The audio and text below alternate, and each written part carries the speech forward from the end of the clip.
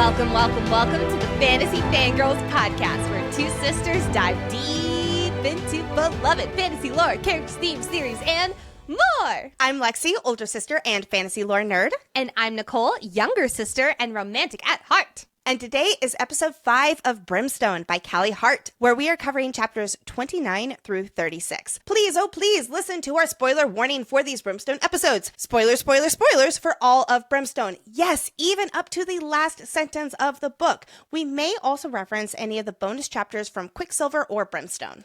Have you ever wondered why this book is called Brimstone? We're going to talk about it today. And if you don't know why, then please go finish the book. We will be here when you're done. Next, we at Fantasy Fangirls are adults who say adult things about adult books. In other words, friends, this podcast is rated R. While we are on our second to last sex scene at the top of the episode, I'm afraid the majority of our R-ratedness today will be in the form of choice words for one Hayden Fane. So please be mindful of those little listening ears. Our poor executive producer, Hayden, who spelled the same way, editing this today. We apologize in advance. We love you. We love you. Also, we are so excited to see you at upcoming live events. On March 6th through 8th in Dallas, Texas, Nicole and I are going to be podcast partners at Dreamers and Readers Festival. And on April 8th, we are partnering with the Denver Nuggets and Rebecca Yarros for a Fourth Wing themed basketball night at Ball Arena. Bet you all didn't know that we were such big sports fans, huh? Me neither. Plus, we have a very exciting something on April 19th in Seattle. More details coming very, very soon on that. Check out our website or the links below for more information to these events, including a promo code for Dreamers and Readers. Also, welcome, Fantasy Fan Fellas to the Fantasy Fangirls Media Network. Our very own executive producer, Hayden, and Book Talk star Stephen Walker just wrapped up season 1 of their new podcast, where they dive deep into Brandon Sanderson's Mistborn. Hayden is an expert in Sanderson's Cosmere and has already read the Mistborn series. But Stephen has not, so each episode only includes spoilers up to the chapters covered as Hayden takes Stephen through his first time reading Mistborn. Season 1 is out now and available on the Fantasy Fan Fellas feed. Link is in the show notes. And Season 2 is coming very, very soon. Be sure to give them a follow at Fantasy Fan Fellas on TikTok and Instagram for more information. Last thing before we jump into Brimstone Episode 5. If you love Fantasy Fangirls and want more events, more content, more community, and so much more, please check out Fantasy Fan Club. We have 3 membership tiers that you can join. Number 1 is the Hive Mind, which includes access to our Boppin' Discord, live Q&As from Lexi and I, a book club often featuring the authors themselves for a live Q&A, community events, promo codes for live events, plus 20% off and access to exclusive merch. That is all for $6 a month. Or you can join the Spice Watchers, which includes everything from the Hive Mind, plus early access to ad-free episodes, our full episode outlines, and special voting privileges. That is for $10 a month. And then we have the Feral Fans, which includes everything from the previous 2 tiers, plus behind-the-scenes content, a welcome gift giveaways, a private Discord channel called The Dining Room, and your name shouted out on the podcast. That is for $25 a month. Join the party at fantasyfangirls.com/fanclub. The link is also in the show notes. And friends, we are currently running a special where if you get an annual membership, you get 3 months for free. Yay! And as always, thank you so much for supporting us as we have turned this podcast, this media network, into an absolute dream come true. We appreciate you with all of our hearts. Thank you, thank you, thank you. And now it is time to save Archer! To start off every episode, Nicole does us the honor of summarizing this stretch of chapters. So gather round as we sing Laura's Ballad to discuss what happens in chapters 29 through 36 of Brimstone. Chapter 29. Hayden is here. He's finally with the Fae. Now, Saeris, be a good girl and rest for the day. Kingfisher is ready to join Saeris in the bath, but sand pours out of his boots from his trips after math. First, a few questions about Oathbound Fae, but they're safe here in Cahlish. We don't have to worry about it today. I said a bang, bang, bangity bang. The whole of Cahlish will hear Saeris sang. Chapter 30. Banging on the door, Saeris wakes up in a fright. Everlane's awake. Quick, follow that fire sprite! She's awake, but not really. Shit, something's wrong. Even with everyone holding her, and how is she so strong? She's talking to someone. Who could it be? Saeris puts a stop to her episode. Whee!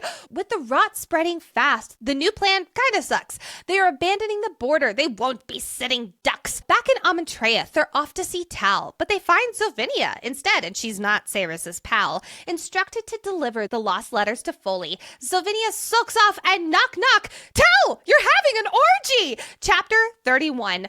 Smash cut to Fisher sharing a song with the fox, and he goes on to share a moment with Foley to talk. The Lost Brothers chat about Foley's hideaway, and his stubbornness to leave brings Fisher quite the dismay. Chapter 32. Back to Tal and his eager bedmates. Just one moment, ladies. He needs to chat with Saeris. Please wait. About the Knoll Blades and their horrid feeling. Oh yeah, and Saeris, do you know about the Even Light evening? Saeris groans. She doesn't want to go to a ball. Not quite. Sucks to suck, Saeris, darling. You need to go and pick the new Lord of Midnight. She's got more important things to do, like go to the library to start, where the paper planes in the night sky are like shooting stars. A book! A book! The paper planes turn, and cracking open the spine, it looks like Edina gave much for Saeris to learn and share with her mate, despite Edina's warnings. Turns out that command was just a test, and Saeris is scoring! Chapter 33. To her dearest Kingfisher, Edina writes, she has no regrets in this life. Above all, she wishes she could explain, but no matter what, she's proud of her boy and the man he became. Chapter 34. Edina's book is full of secrets and twists, but Saeris can't read it right now because of her damn to-do list. In the forge, Saeris is studying the Knollblade's properties when Archer runs away in the fresh breeze. But the superfeeders attack. They're killing poor Archer. Oh no! Saeris tries to attack with the Knollblades, but it absorbs into the foe. It's fire, the brimstone that slays the beast. Let's get Archer inside before he will cease. Chapter 35. Good news, we learned what destroys the rot. The bad news is that it would leave the fire sprites diddly squat, which leaves them back to square one. Woof. So Saeris and Fisher decide to have a drink and sit on the roof. He shares the story about how his father traded with the Graven and how his shadows are his greatest strength. Chapter 36. Hayden's awake, thank the four winds. Saeris can finally talk with her brother about all that's happened, but something is off. Hayden's not happy to see her, not a bit. It turns out he bought all that Madra propaganda bullshit. Understandably, this shocks his big sister, which she slaps Hayden. Take that, mister. Her rune is on fire. The brimstone mark is starting to get dire. To Edina's book, she turns and learns that this is all a big plan. Edina has seen the way that things will land, so she wrote a step-by-step guide, you see. However, Saeris cannot skip ahead, or else the world will end in travesty. The new year is here, and we're all talking New Year's resolutions. But one that's particularly high on our family's list is making sure that our kids are healthy, and that means taking their vitamins. That is where Haya comes in. Some children's vitamins on the market today contain up to 7 grams of sugar per serving and are stuffed with artificial additives and petroleum-based dyes. Haya took the opposite approach. 0 sugar, 0 gummy junk, just clean nutrition. And the crazy thing, kids actually love them. The taste, the experience, all of it. Yes, my kids absolutely love Haya. In fact, this morning they had a smoothie with the kids' daily greens and superfoods powder in it. Every single morning they ask for their vitamins. They both love their probiotics as well as their multivitamins. And our family just really loves Haya. It's so good for the kids. And my husband and I are happy because our kids are actually taking their vitamins. And here's something every parent needs to hear. If getting your kids to eat vegetables feels like an impossible daily battle, Haya's new Kids Daily Greens and Superfoods is a total game changer. It's literally what Lexi was just talking about. It's basically chocolate milk, but it's also stuffed with veggies. It's a greens powder that's packed with 55 plus whole food sourced ingredients. Just mix 1 scoop with milk or any non-dairy beverage and watch them enjoy something that's secretly fueling their growing bodies. We've worked out a special deal with Haya for their best-selling children's vitamin. Receive 50% off. Yes, that's 50% off on your first order. To claim this deal, you must go to hayahealth.com/FFG. This deal is not available on their regular website. Go to HIYAHEALTH.com/FFG and get your kids the full body nourishment they need to grow into healthy adults. Yay! You did it! guess what? It is time to don our relics and step through the Quicksilver to explore key insights, character analysis, lore, foreshadowing theories, and so much more. As we open this stretch of chapters, everybody's back together again. Finally! I mean, Hayden is still unconscious from traveling through the Quicksilver. Even with a relic, he did have that. But at least he is now here in Yvelia. Obviously, Hayden can't be in Amontreath with the vampires. He is a human after all. And besides the obvious of vampires wanting to nom him, there are also no healers in Amontreath who know anything about the human body. So it was an easy, necessary decision to bring Hayden back to Cahlish, which remember, they could do quickly by transporting him through the Quicksilver pool. And along with bringing Hayden here to Fisher's estate in Cahlish, Carrion and Kingfisher also have 2 big bags of silver, huzzah, to drop off in the Cahlish armory. Before I hand the mic over to Nicole for the very sweet Saeris and Fisher reunion, I want to focus on Saeris's new short swords. Solace, Fisher's father's godsword, claimed Saeris and it belongs to her now. After she sealed her Quicksilver rune, she was able to simply think it and separate them. No forge required anymore. Twice the power! The short swords are engraved in winding script, written in Old Fae. One of them, the one with the abalone inlay in the hilt, is called Aramar, which means mercy, and the other with the ivory inlay is Selenir, meaning honor. According to Fisher, quote, maybe those are traits they, the gods, decided to bless you with. So I'm going to be honest, the first words I think of with Saeris Fane are not mercy and honor. Maybe she's more merciful than her mate, as she demonstrated with Orias, and she had mercy for the vampires, refusing to destroy the blood court when she got the crown. That is extremely true. And Kingfisher doesn't exactly set the bar high to go more merciful than him. And now that I'm saying all of that, I suppose it does fit her because she comes from the oppressed and she wants to do better, be better than that, have more mercy and be honorable. So that brings us to honor. I think that is especially a nod to her continuing to come into her power and save the world. Yes. After 2 days apart, in which each of them individually were put up against trials, deadly scenarios, that was enough for these 2 god-bound mates. They both agree that never again will they separate. Going forward, wherever they go, they will go together and face together. I always love this. I think it is so flippin' sweet, even if it was after only 2 days. And at first I was like, you guys would never be able to handle a long-distance relationship. But I do love this trope in romantasy. Not because of them like needing to be at each other's side, but instead it's the showing of we're in this together.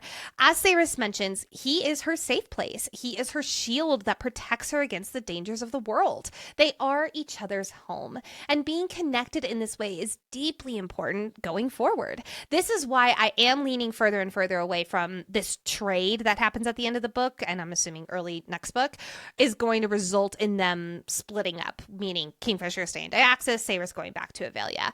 If they separate, I do think it would be against their will, which I'm really hoping does not happen, because there's a lot of loose ends to tie up when these 2 need to be together. I want to say that I do love this scene with Kingfisher and Saeris. They're joking, they're tickling each other, they're naked, they're laughing in bed, and they're just being a couple in love. They're not being this like, I love you, like super intense. They're joking and laughing. In a series where the stakes are so high and everything feels so flippin' heavy, moments like this are really important for us as readers, as it grounds us and it reminds us that this is what the characters are fighting for. Exactly. I also love seeing Saeris be silly. It is so healing for her. She was a fierce, independent woman in Quicksilver who put her walls up and was not always very pleasant. And now we're seeing this other side of her who is laughing and loving and letting joy into her life. And honestly, I mean, the same could be said for Fisher here. And I think that especially after being in Saeris' POV all of last book, I'm so happy that she is getting to be happy right here. We get a short and sweet, intimate scene here, but in the same tone of what we were just talking about. It is sweet, at least like, I'll call it dark romance sweet, which I think can be summarized in 2 lines. Kingfisher saying, quote, relax, I've got you. You can let go.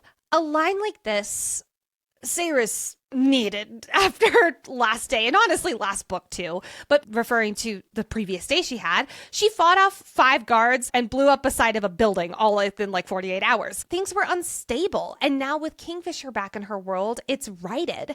She doesn't feel like she needs to hold herself upright all the time, and he is allowed to catch her and hold her, and she can let go. Exactly. And he knows when to celebrate and support her when she is managing on her own. Like right after he came through the Quicksilver and asked if Saeris needed him, here in this scene, he is happy to tell her how hot that was when she fought those guards single-handedly. He doesn't expect or need her to need him, but he is right here for her when she does, and is really good about communicating that so she knows it with her whole heart. Yes. Then Kingfisher tells Saeris that she is not his weakness. She is his strength. This right here. This is what I love about romance and love stories. Love and relationships, they are not a weakness. They give yourself the space and the ability to love someone deeper, more than you ever thought capable. And Saeris, who has always held others at arm's length because she viewed friendships, let alone relationships, not just as a weakness, but as literally a liability on her life. Oh my God, to hear that she is someone's strength, she needed to hear that from her mate. Yes. And this is why I awarded Fisher my #1 book boyfriend of the year. No, that does not include Cassian. I did not have much time with Cassian this year, but that's okay. We're still very strong.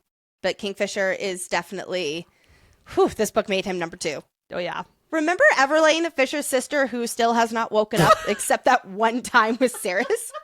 Well, bad news. She has taken a turn for the worse. It's only been like a week and a half.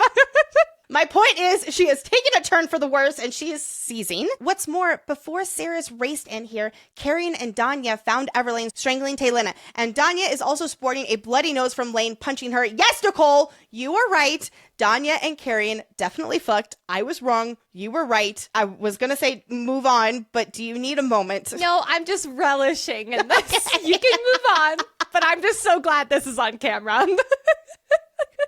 Yes, you are correct. And everybody else who knew I was wrong as well, you're all correct. Lane is also yelling for someone or something to stay back, leave me alone. And she's begging, please, no, don't. But even though Lane is talking, she is not mentally here. She's awake in a sense, but her consciousness is trapped behind a wall or some kind of barrier that is preventing her mind from truly being able to come forward. And this wall that is blocking Everlane's mind is so thick and so high, there is no way to bring it down.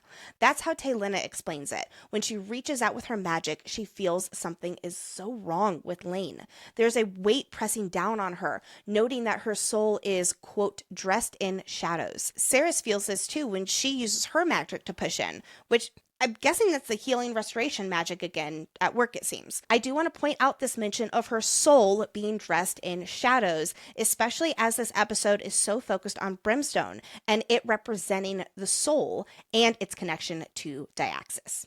Yes.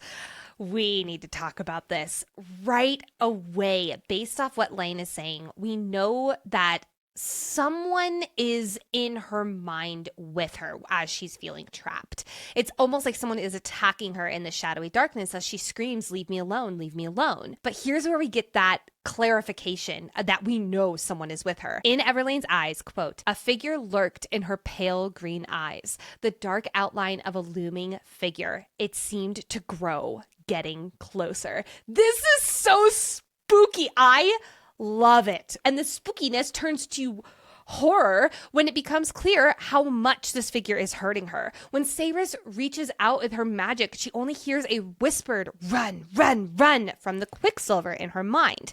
When Saeris goes to touch Lane, though, she feels that looming darkness that Taylena had. And Saeris is able to note that Everlane is not alone in this place, as it feels like something is pressing down into the wet soils of hell. Yes. And again, that mention of she is definitely not alone, because we can see some figure, we don't know who, but some figure. It's so weird, so creepy, so good. I wonder if it's one of the two dudes that we meet at the very end. Oh. That's what I'm wondering. Or Styx. But not Finsticks. This would be, Finsticks are different people. So this would be Styx. Could it possibly be Malcolm? I know that he's not directly connected to Diaxis, but we still don't know if she absolutely is. We know the gate is open, all of that.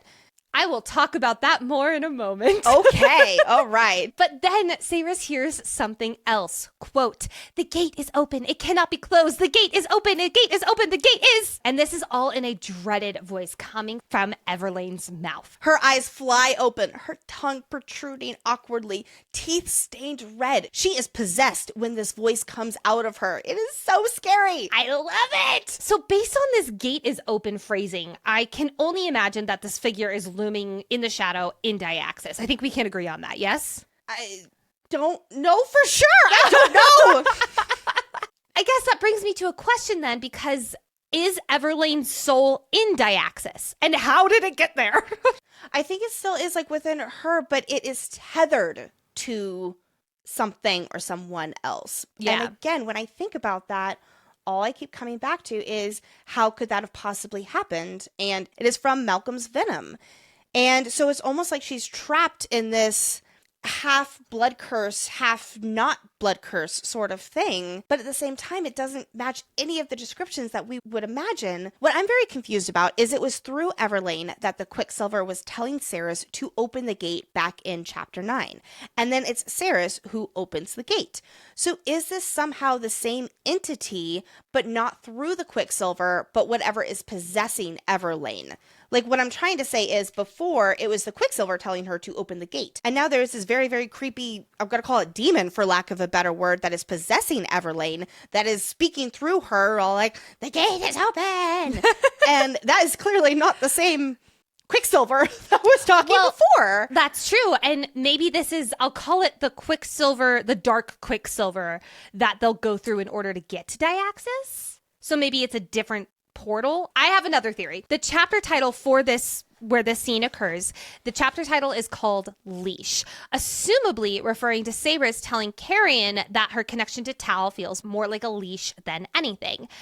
But that's way later in the chapter, and quite frankly, this seems like more of the pressing, enticing moment of this chapter. So what if that chapter title has a double meaning? Yes, for Saeris talking about her connection to Tal, but what if it's also a nudge for how Everlane is on a leash to someone?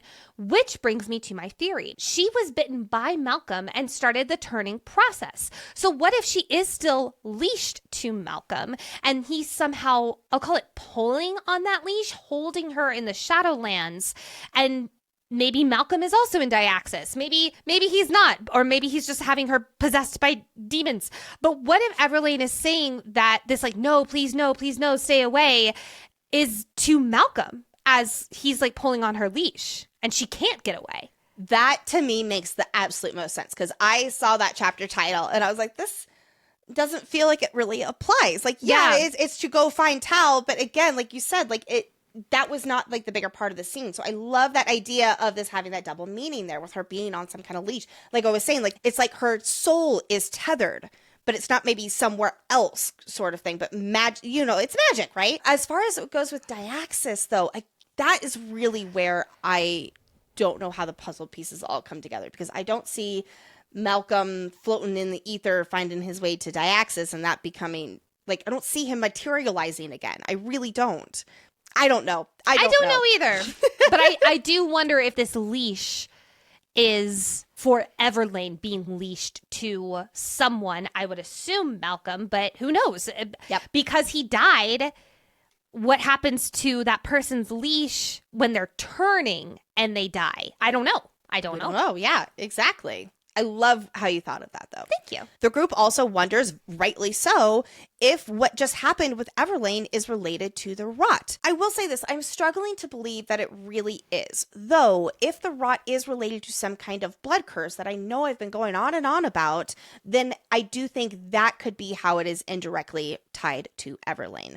I wonder, too, if it'll be Fisher somehow using his shadows to be able to help his sister, since his shadow magic seems to be of the realm where the gate was opened. And maybe, with like this thick wall and like these shadows pressing in on her or something, like maybe he somehow will be able to help her with his, I'll call it good shadows. But again, it's like But there is that big question of why would some kind of demon or whatever it is, Malcolm, whoever it is, to be so insistent about this with the gate being open and how it cannot be closed? It feels very much like a threat. And now that I'm saying it, I really do think maybe it is more related to the rot. Although in Diaxis is where the Brimstone is. So the gate being open is literally an access to defeating the rot. I don't think it's related. I think the more and more I think about it, I think they're not related because of, like, they're polarizing entities, right? And I don't think either is good, but I don't think they're together. Just because they're both bad does not mean that they are together. With everyone back together, it's time for some new marching orders for our characters. To start, they'll go back to Erin to do a quick checkup on the war camp and the Darn River where the first attack occurred from the superfeeders. Remember, they had to abandon this a few days ago, but they need to see how bad the rot has spread since. Sadly, we do not get any hectare math this episode. Danya is going to go back to the temporary rallying point and check on the warriors there to make sure they're all good in the hood. This is where the Erin warriors went after they had to abandon that war camp, and she is going to get them ready to leave as Fisher plans to bring them back to Cahlish now the following day. But sadly, because of this means that they're going to have to abandon the border and pull their forces way, way back because of the rot. Because, yep, there is no way that they can go back to the war camp. For starters, there's deadly infectious rot spreading there now. And second, this front line defending all of Uvelia from the vampires and feeders is pointless now. Saeris Roth is no longer the enemy now that Saeris is queen. She has stopped the feeders from being able to attack. If there are infected feeders, they've proved that they don't care about the border or the river or anything. Our crew has a new, bigger problem now. They have to pivot priorities, let go of the border, and make the border Cahlish now as they continue combating this rot. This is a whole new enemy that they are dealing with. Borders don't matter anymore. Which, yeah, I can imagine that this is a tough pill to swallow. Sort of barely sympathizing with Danya here, when your only goal for centuries was to defend that border. Now, it is a punch in the gut that it's no longer important anymore. As for Lorith, he is going to get Ishabal from Nevercross. Why is it a good idea to pair these two together? I don't know. I think Fisher's like, I said something here.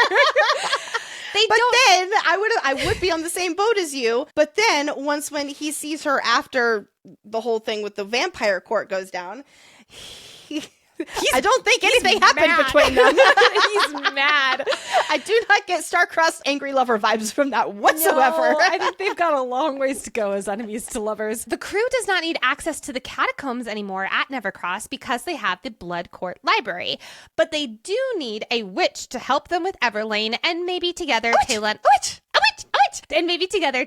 and Ishabal can find a way to bring Everlane out of the state. Taylena is obviously going to stay in Cahlish with Lane and Hayden, especially since Hayden will be waking up any day now, and someone's going to need to answer his questions and keep him from wandering off. And we all know that Fisher does not want that to happen. I love that Fisher caught that immediately, and Saeris was like, I love that he can read my brother so well. And meanwhile, Fisher's like, I fucking hate this kid. Ren is still off supposedly warning villages through Galaria about the rot. However, we know now that he has actually been called in as a Knight of Aristian, and he is guarding the opened gate to Diaxis. Ooh, so I don't know if the timelines exactly match up, but we know that he will be called to the Ajan Gate. It's happening kind of like right around this time right now, right? It was 2 days, or about anytime in the last 2 days, because it was when she opened the gate. That was when they were like, oh shit, we need to call in the other knights. And then I'm assuming probably 24 to 48 hours later, that's when he felt his like, the bat signal. The bat signal called him. Because I remember that he gets called in after beasts come out and kill like 6 of them. So they know that they need more reinforcements. That's what true. I'm wondering is if this episode with Everlane matches up when that big gate opening and beasts coming out happened. Oh my God, I love that. Sure. I have no idea if the times match up. I'm just thinking about this on the spot, so give me a little bit of time to check my facts, but yeah. Anyway, sadly, our crew will not know that this is happening to Renfis for a long time. Renfis will have been on his way to Ballard after warning the king of the Galarian Fae, Royan, but he never makes it to Ballard, my favorite place. Also, real quickly, I feel like that's an Easter egg with the King of the Galarian Fae. Like, Carrion's got to meet up with him and become allies with him so that they can take on Bellicon, right? Yep, I would assume so. Yeah. I would also assume that Carrion's probably drawn photos or pictures of Royan because of his book. You're right. Yeah. I'm calling it. He's coming back in book 3. That is something we can agree on. Look at us go. Saeris, Fisher, and Carrion, they will all go back to Amentrayeth to retrieve more books from the library on alchemy. I do love that Kingfisher calls Carrion to come with him and his mate. I like to think that after their boys' trip, Fisher has now a soft spot for this Dianthus heir, and he wants to, I don't know if this is exactly the right wording, but I'll call it take him under his wing. Get it? Wing? Kingfisher? Bird? Thank you for the pity laughter. I appreciate it. We've discussed this a little with how maker and child vampire bonds work. And here is when Saeris does give us some of that insight.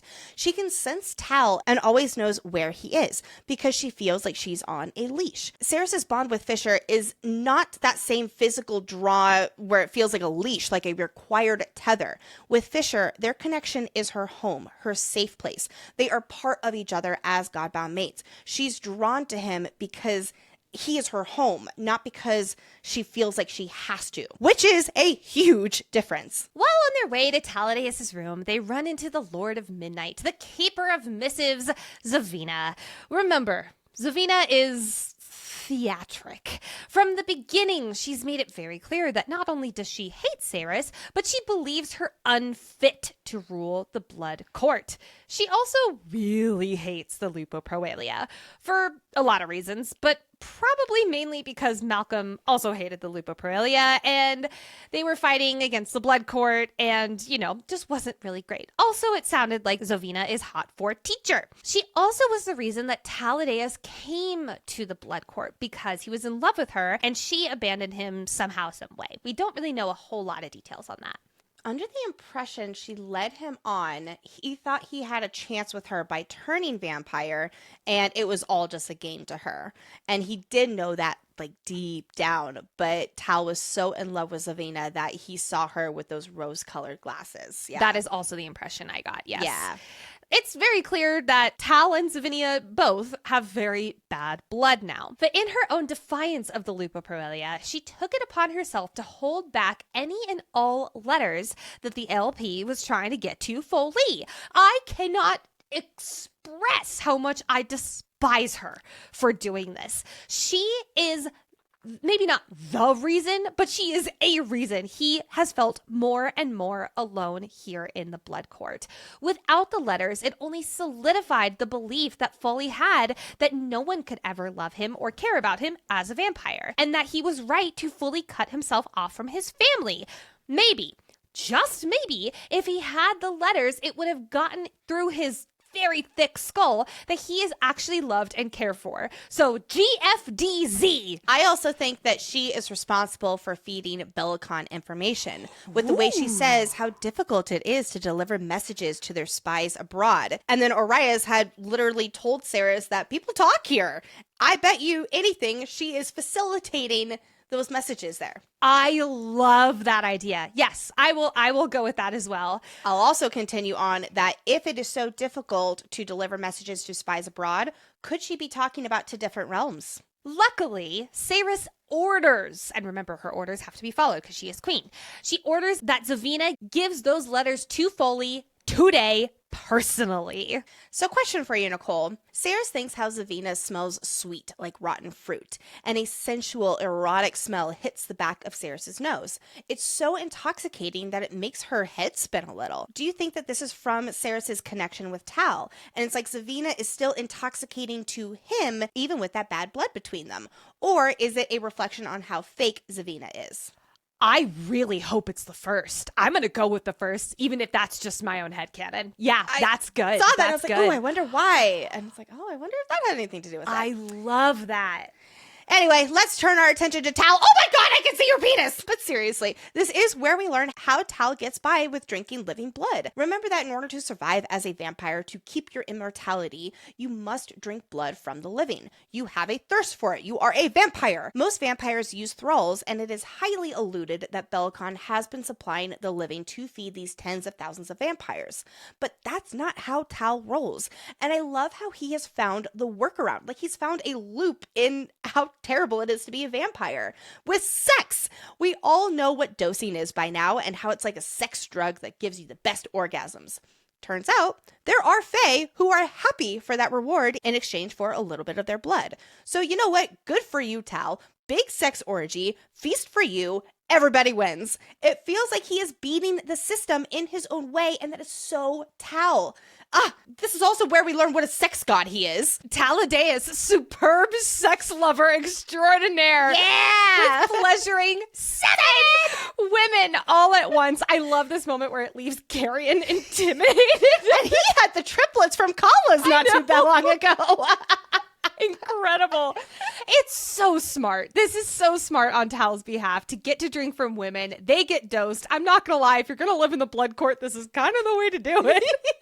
Okay, so my biggest goal for Carrion now is to participate in a sex orgy with Tal where he can handle himself. And, you know, another big goal for him is becoming the rightful king of the Yvellian Fae. But I think a nice reward of that, and a nice cherry on top of his true character development in this whole series, is that he can go toe-to-toe with Tal. You know what? I hope he gets to... Boink! You know what I hope for Carrion? I hope he gets to pleasure 8 women all at once. And then Taladeus gets to be like, good job, my guy. It's living the convenient. dream. It's convenient that Carrion and Saeris are here, though, because Taladeus wanted to ask Saeris what the fuck this is, and he's not talking about his orgy. Pulling out... We are not mature enough to cover sex orgies, apparently. Pulling out one of the Knoll blades, which is wrapped in a black silk scarf. Tal tells Saeris that he found this while inspecting the tomb where the Quicksilver pool is in Amatreath. And this is also where Bellicon's guards attacked just yesterday. Like everyone else in Saeris' inner circle, Tal has never heard of a Knoll blade before. When he picked it up without any PPE touching it, it nearly put him in the ground for good. PPO. I thought you were talking about the... Not with his pee-pee. That's not the most convenient way I to forgot hold about the COVID ages. Please continue. Didn't we all? This Knoll blade with his pee-pee made him want to peel his skin off and throw himself into the burning lake of fire. He calls it evil, and he does not want it in his chambers any longer. He has 7 women to pleasure, damn it! He even tells Saeris to go throw it in a very, very deep pit, and then proceeds to give her instructions on where to find one. I love that. I don't blame him. Even Saeris just having it in her scabbard resting against her leg, it makes it go numb. So far, everyone who's been around these types of blades cannot stand to be near it. That does make me wonder how Bellicon's warriors can appear to wield it without any negative consequences. I have a theory. Gimme. I wonder if they have something else on their person that counters the negative impact. And so Sure. there is something that exists that makes them not feel it. You know what else I could see is Bellicon does not give 2 shits if they are uncomfortable, and these poor people have just come to live with it. That is unfortunately probably the most accurate statement. Probably doesn't make them the most effective soldiers. Do you think you Bellicon cares? I think he's smart enough to care. So I do think that's why I think that it might be a little thing that they can counter it. Yeah. Yeah. Yeah, we'll go with like a little like antithesis stone. Sure. And while everyone would just love to get rid of this fucking Knoll blade, They do need to know what this is, and more importantly, they need to figure out a way to defend against it. God forbid they face off with Belicon's men, and every one of them is wielding a null blade, and they didn't figure out how to nullify the null blades. But as of right now, no one is able to affect it in any significant way with their magic, not even Kingfisher, which, considering he has god blood in him, is really saying something. Saeris is the only one who can do anything with it, even if it's just a little wiggle, wiggle, wiggle, wiggle. She does have her PP on, it sounds like. Saeris notes that trying to use her magic to get the read on the blade is like falling headfirst down a dark hole. It's unsettling. It leaves her unbalanced and nauseous. This sounds terrible. You know who would probably be able to help them figure out what this null blade is? The Hazrax. Damn it, you're right. I wonder how its magic is affected by the null blade, if it is. Or maybe the reason the Winter Palace soldiers are not affected by the null blades are because that weird magic is somehow connected to the triumvirate and they are bound to it in some way. I'm thinking about like Madra and her soldiers, and maybe there's something similar. What if one of the favors that the Hazrax gave for Malcolm was to create something to counter this, and he gave those to Belicon? And yeah, maybe. So what I was thinking is, what if the Hazrax next book calls... Oh, wait, but she's already called her in her favor for the year. Damn it. And they no longer have that deal. You're right. This would have been a good favor to call in. What is this? How do I counter this? Tell me. I guess Kingfisher's more important. One more important takeaway from this Naked Tal interaction. There is a ball coming upstairs. And no, it's not Tal's balls. Giant hanging balls. You know we love a good ball scene in a fantasy book. Oh my God, I'm so sorry, everybody. I am not a mature adult. Tomorrow night is the Evenlight Ball, and you all know what I'm about to ask. Is the Evenlight Ball on the same holiday as it is in Zelvarin?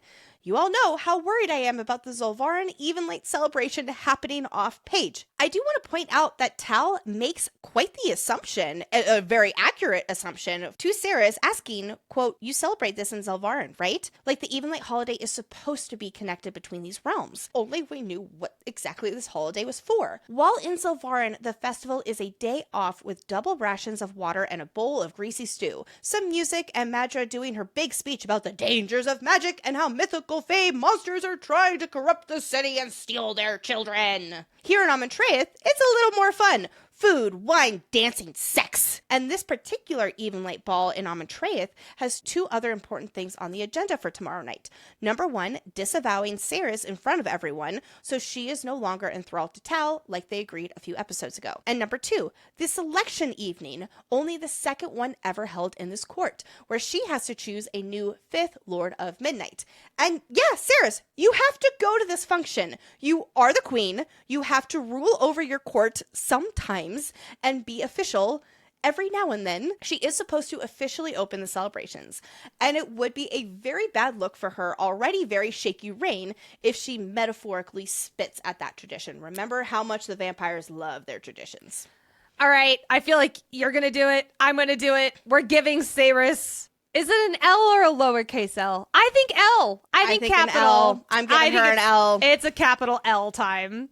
Yeah, sometimes we have to do things that we don't want to do, Saeris.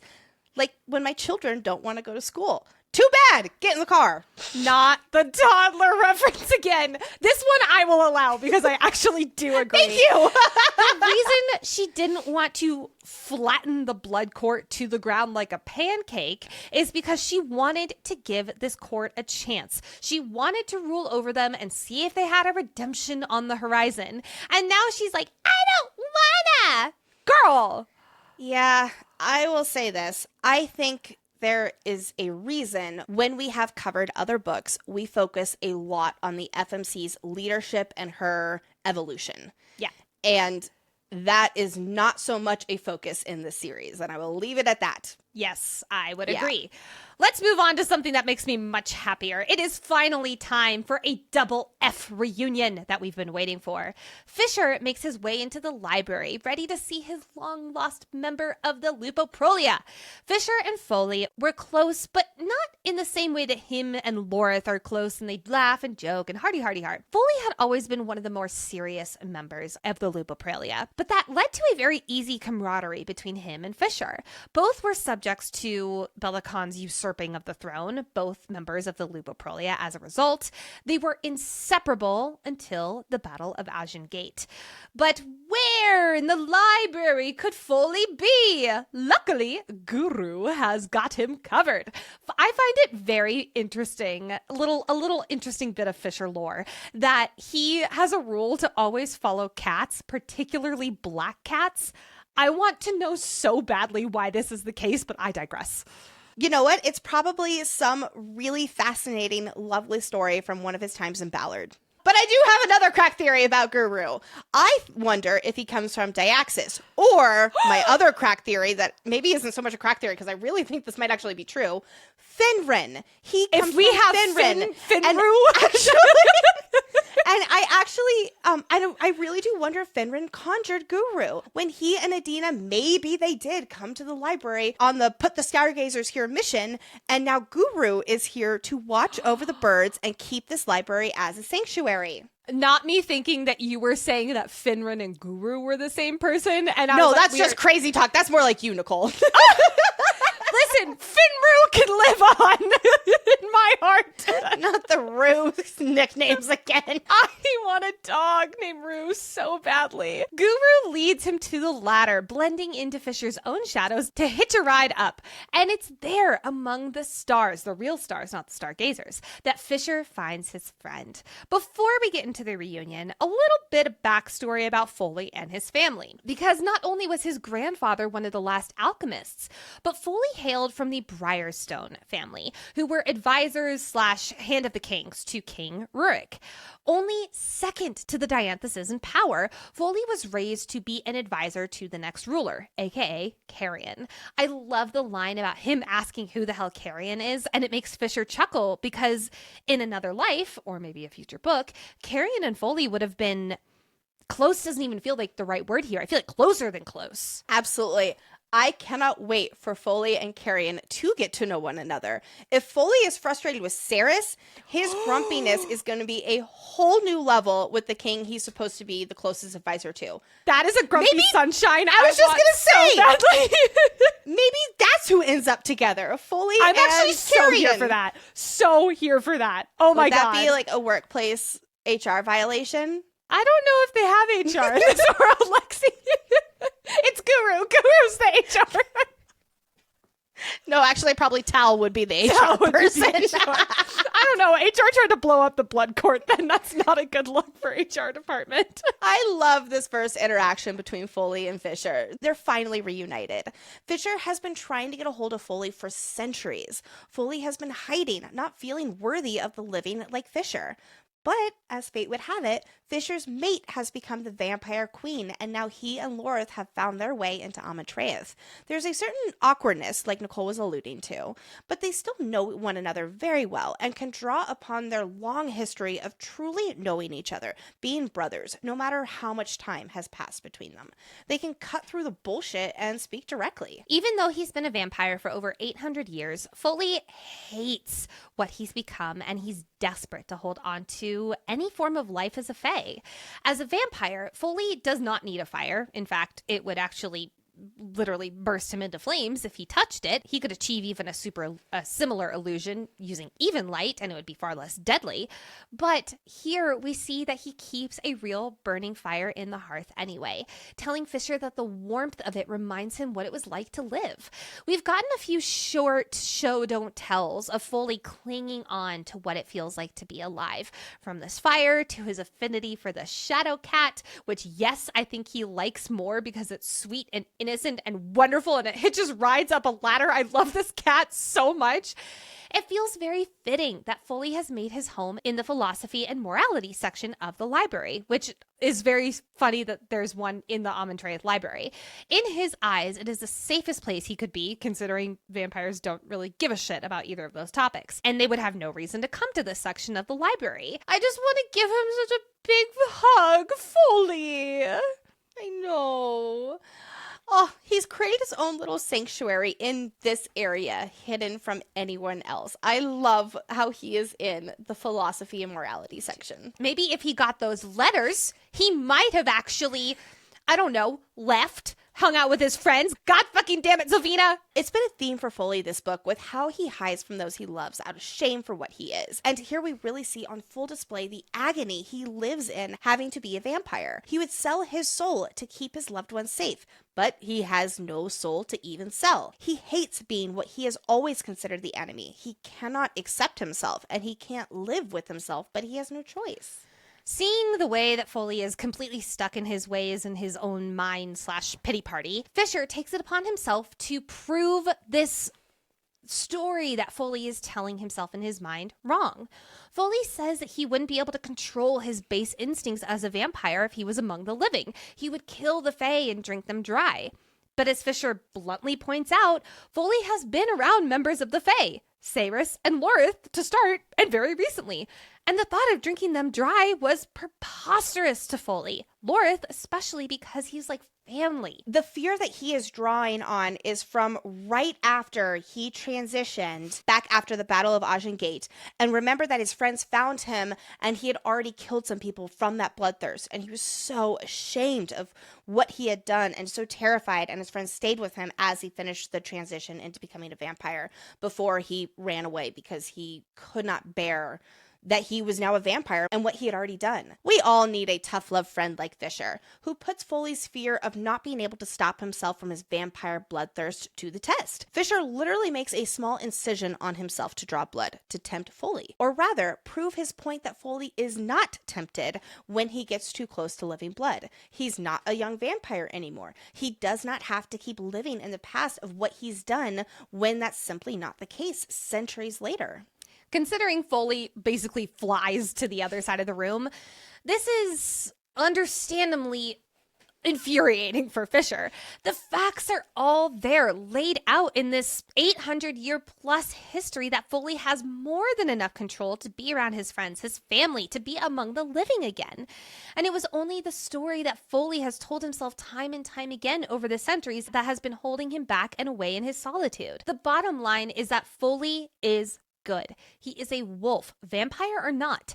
That is the truth, and it's time for him to start believing it. You mentioned that we all need a Fisher in our lives, and I want to just highlight that real quick because having someone like this in your life, I feel like is so important. Having someone who can challenge the story that you're telling yourself or that you believe in your mind about your own limitations. I know that you do this for me often, and my husband too, Brett. The amount of Nicole, time... when is that deadline really? It is the 5th! No, I know that. That's my point, though, here. Because usually it's very arbitrary. And I'm a questioner. I need a good reason. I really wasn't referring to that one, though. I know. Too soon, Lexi. The amount of times that my husband says, is that really true? Like, for instance, if I'm saying, I'm not good enough, or I'm not smart enough, or I'm not X, Y, or Z enough, he says, is that really true? And it's enough for me to stop and challenge the thought that either was, not very kind to myself, or it was something that was holding me back from going after what I wanted. Actually, Lauren Moore, I'm going to give her a big shout out, the owner of Book Huddle, and I had a big conversation yesterday because I was definitely in a Foley headspace, and she gave me a talking to in the most loving Lauren way ever. So having these people in our lives is so important. Go Fisher and go those people in your lives. Thank you, Lexi, for being my person. Of course. Thank you for being my person too. You're welcome. I think I literally have to have like morning calls with Nicole when my to-do list is over like 10 things and she has to go through them with me to be like, is this really a priority today? As an offering of trust, Fisher gives Foley the wooden box holding the one scorpion left of Joshin, because this is a real demon. One that makes Foley go, dude, are you fucking serious? Like, what are you doing with this thing? Aha! You're looking pretty good in comparison, huh, Foley? Fisher can't risk leaving this box with a literal demon in it in Cahlish. His home territory would be screwed if said demon somehow got out. And he can't carry it around with him because the demon's always whispering and mean things to Fisher. He's put up with that shit for most of his life with the Quicksilver. He does not need the demon starting this now when the Quicksilver's gone. So if Foley is still part of the Lupo Proelia, he will accept this task of keeping this demon secure in this box until Fisher asks for it back. Raise your hand if you think that this is going to come back into play. And then they start talking about the demon's secret. I wonder if this is the moment Fisher's end of book plan begins forming with the help of Foley. They don't know about the Brimstone killing off the rot yet, but I think that Fisher is absolutely aware that he's going to have to pull out his half-god card at some point. There might be more of an explanation with this demon box and all of that later in the book, but that's what I'm thinking. Yeah. Smash cut to Saeris, who's also going to the library, and it's time to talk about one of our favorite fucking scenes, favorite uses of magic ever. As she moves deeper into the library to find Alget, she is greeted by one of the library stargazers, fluttering nearby and checking her out before flying away. Why, hello there! When she turns around, there's another 3 of the little birds now hovering there waiting for her. If you're not watching this on YouTube, you're missing out. And in the next row, there are 5 there waiting for her, with the previous 3 now following her. Lexi, you have to be 8 stargazers. Go, go, go. And above her, there are hundreds. Now flocking in a circle like little vultures. So, question, why are they reacting to her now? After she has been in this library multiple times before. Yes, that stray paper bird knew to try out her blood, but this is 10 levels dialed up of these birds being like, you might be the person we are looking for. Which makes me wonder, why now again? The only thing I can think of that has changed to make the paper birds so focused on her this library trip is that she just sealed the Quicksilver rune, and the sealing of the magic helps like alert them, like they know it's her because of it. What do you think, Nicole? Okay, so what if you were talking about what if Finrin conjured Guru? Guru drank her blood, undiluted, a few episodes, or last episode? 2 episodes ago? 2 episodes ago. No concept. It was of 2 time episodes right now. ago, but it was like 48 hours ago in the time span of the story. So what if Guru needed to go have a chit chat with the paper birds, with the paper birds, or maybe if Guru was drinking her blood and that somehow activated it? Maybe. I don't. That Can you feels like all a tell we are stretch. really hung up on the mechanics of this stuff with the book and Edina, how it all got here? Another possibility is that Saeris has been physically close to Fisher recently, because when she first started going to the library, they were realms apart. But now that they're back together, maybe the paper birds can sense him on her. There's that sex scent really working overtime for Edina's benefit. To be fair, they had just seen each other that morning, the first time she goes to the library. You're right, yeah. But I do like where your head is at. Yes. As Saeris tries to get the fuck out because these birds are attacking from all angles, they're swooping down, they're snagging at her hair, they're pulling her braid loose. And she didn't even snog anybody, my goodness. Oh, I was like, snog is so British, and then I remembered what you're referencing. When she finally stops running, the birds start circling her like a vortex. Lexi, there you go. They're all going up all the way to the library. I would normally say this is so fucking beautiful, but I'm watching Lexi. How dare you? There we go. Oh, it's majestic, stunning, magical. Lexi is so beautiful. A single stargazer breaks free from the vortex and dive bombs Saeris so quickly. Doesn't have time to bring up her hands before it's already sliced open her cheek. Now, this is the second time one has cut her. But remember, the previous one lost its magic after leaving the barrier of the library. So I imagine the first cut / the first check did not count. Before Saeris can even think about why she was just attacked by a paper bird, the entire flock starts rushing faster and faster, to the point it's impossible to tell one bird from another, and the air is thickening with tension. Oh my gosh, there's like a million Nicoles right now on the other screen. Out of nowhere, they all stop dead and fall lifeless to the floor. One by one, they begin unfolding, turning from birds into crumpled sheets of paper. Y'all, we had to have fun this episode. There wasn't a whole lot that happens. And each one is covered in elegant handwriting, explaining alchemy and magic, and so much more, as Saeris is about to find out. The pages themselves have been yellowed by time, but due to how they were folded, all of the writing has been preserved, tucked within the paper birds and unseen by anyone all these centuries. When Saeris goes to start collecting all of these extremely valuable pages, they start rattling in her hands, and no matter how hard she grips them, the pages are ripped free by an invisible force and fly through through the air. Zarth is calling them. Just kidding. First, gathering into a ball and then organizing themselves into a single neat pile before finally becoming a book with a navy blue cloth cover and a tiny silver butterfly on the front. Ladies and gentlemen, Edina's book is here. Ah!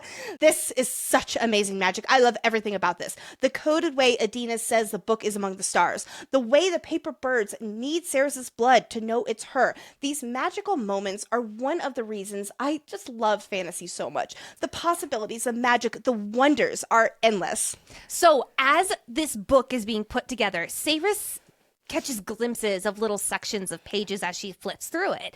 The first one is, quote, "In most cases, the power is too great. The alchemist will need to surrender blank." This made my eyes go wide because the first thing that I think of is, remember what the Quicksilver said back when she was getting her shield.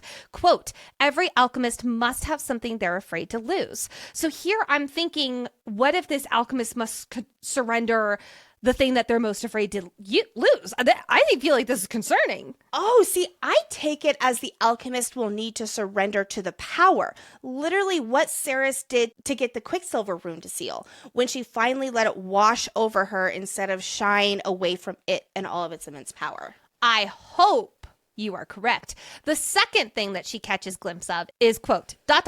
often painful. Historically, it was recommended that a counterbalance must be used as a kind of alchemical overflow mechanism. If she is referring to a specific element, I can't help but wonder if she is speaking of Brimstone here.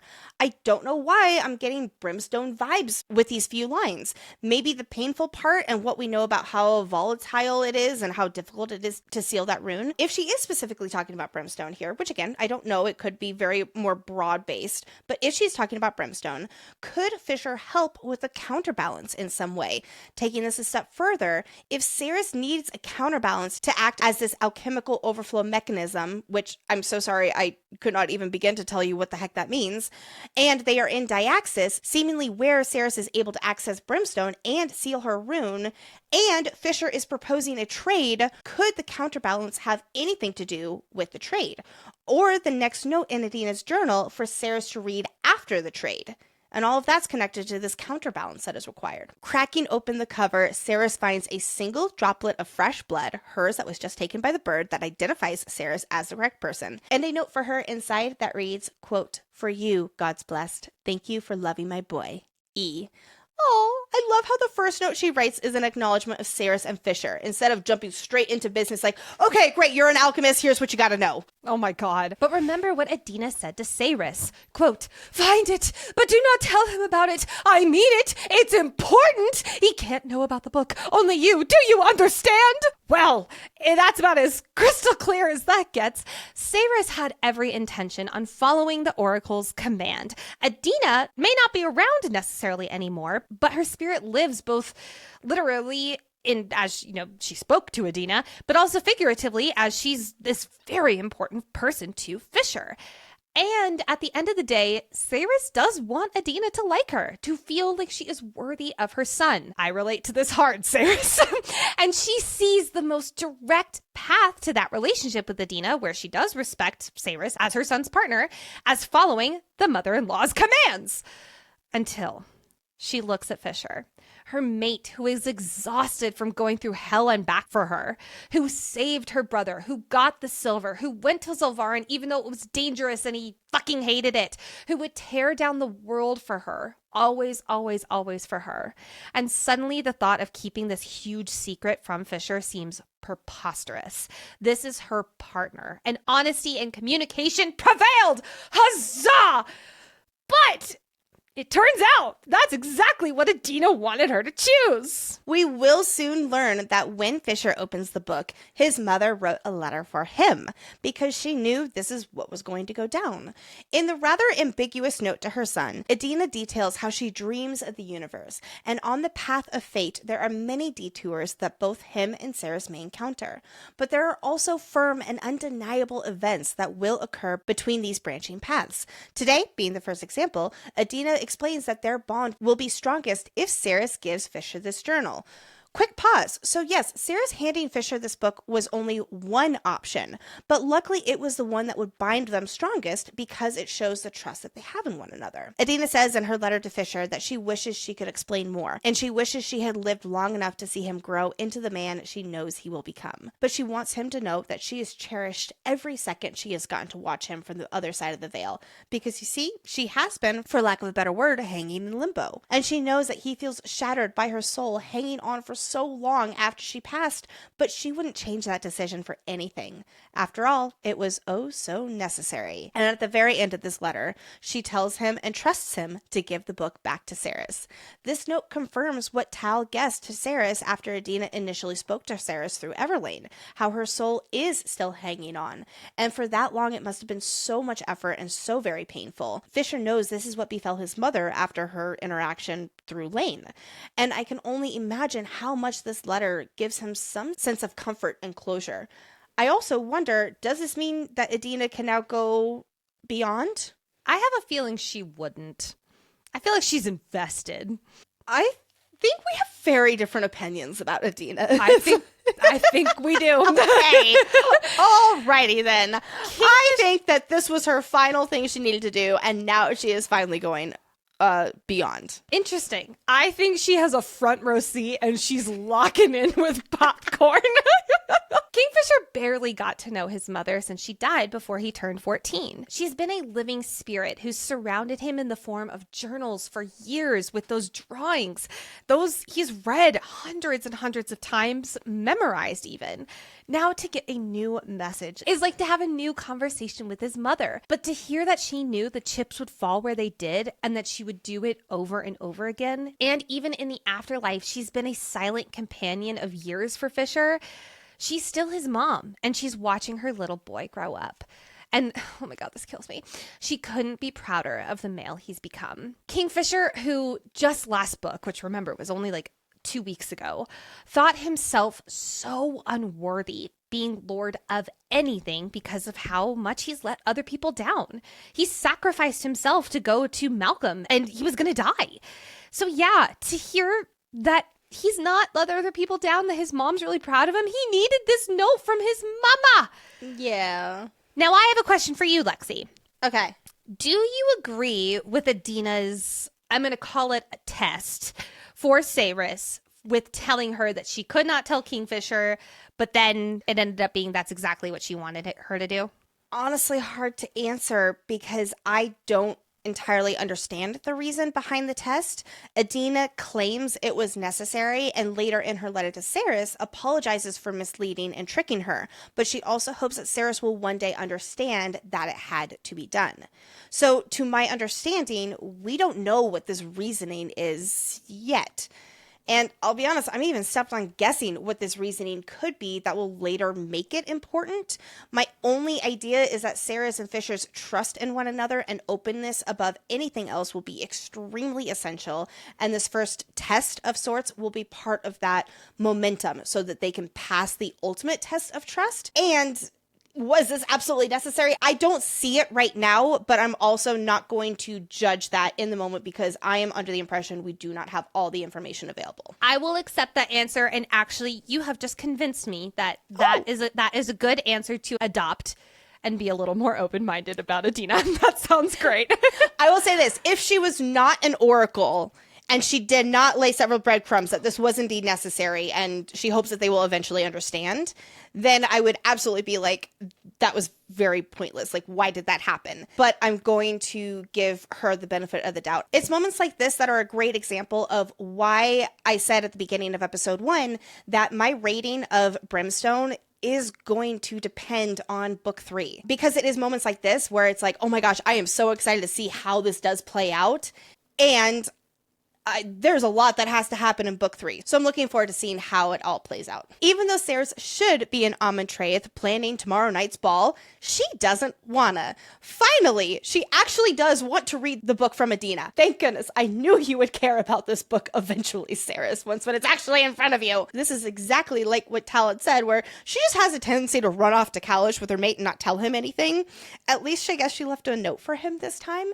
Saeris is going back to Cahlish to have some peace and quiet, and she'll be back in time for tomorrow's ball. So Fisher, Carrion, and Saeris are now back in Cahlish. In the forge with Carrion, Saeris finally talks to her friend about, oh, I don't know, this tiny thing about him being the heir to the Avelian throne. And immediately we can see that this is not a position that Carrion is itching to get to. Like we discussed last episode, Carrion has had this almost closed offness to his birthright. For years, it was something he read about, he drew about. But to now be here in the land surrounded by the people that he's destined to rule, it's not surprising that all of his insecurities are coming out. He doesn't feel like he's earned the right to rule over these people, and he still views himself as a thief and a black market trader, kind of like Saeris. He knows nothing about the crown and the royal seat, and also he's left these people for years, and he feels like he's been pining for them like a child. Again, these are what he believes about himself. This is all manifesting in good old-fashioned denial, saying that he has no interest in the Avelian throne. Your drawings beg to differ, sir. Earlier in this chapter stretch, while Tal was talking to Carrion, he called him Dianthus. And this made Saeris pause, because none of them have been calling Carrion Swift Dianthus. They've been calling him Swift rather than his birth name. So here in the forge, she asks if that's something he'd like for them to change, but he's not quite ready for that. After all, in his opinion, no one here cares about the long-lost Dianthus heir. Ha ha ha! That's where you're wrong, Master Swift. As the wonderful Archer says, many houses in Evelia are toasting to Carrion, offering prayers in his name, hoping that he will return and put their suffering to an end. We will see later with the people of Inishtar that they are overjoyed that the heir has returned. As Saeris notes, if there was a good king on the throne right now, that would change things. That would not be as dire that the right king needs to come up on the throne and save everybody. But you know what?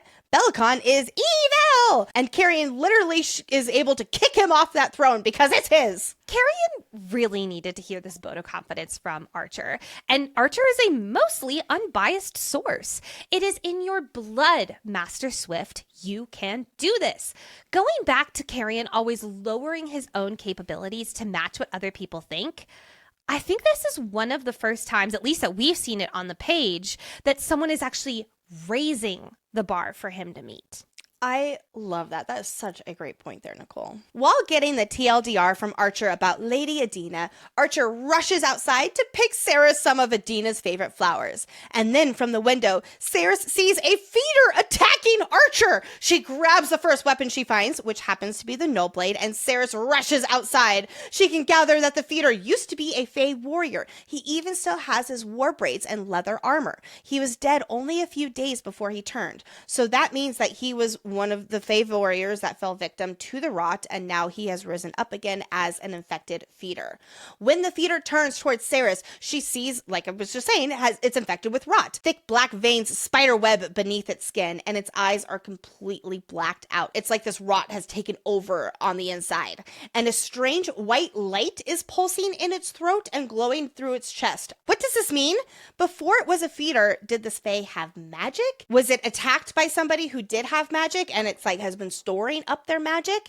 Is it tied to who is controlling them, or magic that has already been within them? I don't know. And again, I'm really confused about whether the rot automatically turns someone into a feeder. Based on the context clues, that does seem to be the case, which could only link this to the blood curse in some way, shape, or form, which opens a lot of questions, but we are in the middle of a battle sequence right now, so we don't have time for that. Without thinking, Saeris takes the Null Blade in her hand and whips it at the super feeder, spearing it through its shoulder and pinning it to the wall. But what's this? The feeder's body starts to absorb the Null Blade like it did with magical attacks. Its back muscles bulge and its biceps double in size, becoming stronger. Then the monster throws its head back and yells a victory screech. We need to talk about this, not my SpongeBob reference, which I hope some of you got. What in the steroid are these Null Blades made out of? Are they made from the same thing that's fueling the rot? Is that why it's like superfood for the super feeders? Or is it just how the feeders absorb the power from like Ren and Fisher back in, chapter 4? Like, was there power in this Null Blade that the feeder also could feed from? That's what I'm thinking. It's able to absorb the power, and because it's a null blade, it's got like this evil magic to it, which makes it that much stronger. But when the Brimstone will later destroy this feeder in just a few seconds, the blade is all that's left in the snow. So it absorbs it, but it also is not one with the blade, if that makes sense, because it's left. I'm guessing that it is absorbing the power of the blade, and it's just leaving the metal left. Okay, But I don't can think get that we behind ever do get confirmation about that, about this null blade anymore. Archer is a little ball of fire, but the external flame has no impact on the feeder, like we learned from chapter 4. Fire does not actually burn these things. The super feeder springs up the wall, taking poor little Archer with it. No! We must save Archer before the feeder gets over the wall and disappears with him. Saeris leaps up the wall after the feeder, but after her sword tries to attack, the feeder gets mad, lets out a roar, and shoves backward, where it and Archer go toppling backward onto Saeris. Rushing to Saeris, Simon in hand, Carrion attempts to pull the feeder off her, but it doesn't get very far. Real quick, yay! See, he does know where Simon is. It felt like there was so much mystery about where his godsword was based on how defensive he was to Fisher's earlier question. It was like, no, it's just here. It's fine. I think he's just a forgetful person. Maybe he's got a little ADHD and he's like, where are my keys? Where are my keys? No, he says he knows exactly where it is. I think he was lying. Oh, see, I trust that he knew exactly where it is because he's got it right here. I think he was lying and then he found it and he's like, oh, thank God. With a snarl, the feeder bats Carrion away like he's an annoying little bug. The hit lands so hard that when Carrion hits the courtyard wall, his breath is knocked out of him. But on the wall behind him, where the vines are growing on the wall, they suddenly bloom to life with thousands of tiny white flowers. Oh my God, this is his plant magic literally right here on the page. But as quickly as they came, they all wilt away, their dried petals raining down on Carrion. What does this mean? It's like he has plant magic, but something more with the little flowers, and then how they immediately bloom and then are able to immediately wilt. I wonder if there's anything that they are tied to that's connected to Carrion. Like if he's in a good mood, things bloom, and if he's getting attacked by a feeder, it wilts, kind of thing like that. I don't know. Maybe. I'm going to be doing a lot of research on tiny white flowers and their symbolism, and I have a feeling I'm going to need a florist. So if you're a florist, hit us up, please. As the feeder leaps up to attack Saeris again, Archer jumps forward and tackles it. Its teeth sink into Archer's neck, tearing him wide open. Oh my God, no, Archer! Glowing magma spews out of Archer's neck. As we come to find out soon, this blood of the fire sprite is actually Brimstone. And unlike with the magic and the null blade and everything else we've tried with these goddamn super feeders, the Brimstone is actually affecting it. What? The monster is now convulsing, its eyes widening with awareness that it didn't have before, and it opens its mouth in an attempt to scream. The feeder's skin starts to melt from its body, and wherever the Brimstone is touching it, the black veins beneath its skin start bulging to the surface and splitting open, releasing the foul-smelling rot. So it's like this Brimstone, it's not actually getting the feeder, it is getting the rot within the feeder that is obviously then affecting the feeder quite a lot. When the ichor lands on the ground, it starts to group together and seek out a new victim. But then it starts to smoke, to bubble, to boil. But it's not just the ichor on the ground that's bubbling. The stuff inside the feeder starts bubbling too, until finally it spasms and falls into the snow, dead. Huzzah! Huzzah! Huzzah! This is huge! Something finally killed one of these super feeders. And specifically, it kills the rot within the feeder, and then the rot around the landscape here too, whatever it touches. Holy shit! We're saved! While Carrion and Saeris made it out of this fight unharmed, the same cannot be said for Archer. The way I thought this precious little sprite was about to die. When we were reading this for the first time, we were so concerned. I was so worried mad. for him. Because it's also like, we haven't really experienced a big death yet with Callie. And so going into Brimstone, it's like, okay, like, The big question is she going to kill somebody off? With his throat torn out, embers flickering around the edges of his wound, and his brimstone slowly seeping out into the snow, it is not healing. Brimstone is not only an element, but it is also a magic in and of itself, and it is the source of life for the fire sprites, instead of having blood like humans or fae. It flows through their veins and keeps their core temperatures high. But it does not regenerate like blood cells do, meaning the fire sprite can only lose a few drops before it has a chance to be lethal for a fire sprite. When they want to procreate, the entire fire sprite community, that's an orgy if I've ever heard one, has to donate a small little part of their own personal brimstone. This is why Archer is able to survive the attack. All the members of his pyre give him a small amount of brimstone, and he is 1 inch taller. I love how Karen is like, wait, so how do they have sex? Like, and they're like, oh my God, Karen. It's like, no, like, I'm really asking. Yeah. This would be me. Yes. This would be me. It'd be This like, would be no, like, both okay, of us. I need to know. I need to how know the this mechanics. works. It would be like, you weirdo. It's like, no, like, I'm actually genuinely wondering for like research purposes. As someone who just had my book edited by you, I can confirm these are the types of questions you ask frequently. All of this comes down to one big good news, bad news revelation. Good news, our crew finally discovered what kills the rot. Huzzah! Brimstone is the key to saving this realm from the rot. Brimstone kills the rot. It kills the feeders. We finally figured out the rot's kryptonite that has been plaguing everyone all book. But then there's bad news. Every last bit of brimstone in the realm of Evalia is accounted for by the fire sprites. They're already a dying species, and like Nicole explained, their brimstone amount is finite. Every bit that would be used to destroy the rot would threaten their survival. And with how much rot there is, they would need all of the brimstone, which would literally wipe out the fire sprites from existence. Well, damn it. That is a lot to take in for a day. Gods, do they need a drink and some peace and goddamn quiet? Up on the rooftop, looking at the forest, Kingfisher decides to share a story about his parents with Saeris as a nice way to get her mind off of things. Which on a reread for us readers make us go, alert, alert, alert! Even if it's very hard to read between any lines for this, you know we will try. We will.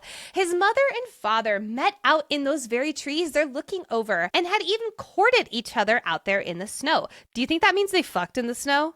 That's what I heard. Probably. Good Fisher thinks back about the story he heard about them in their youth and how these two very serious people were made utter fools by love.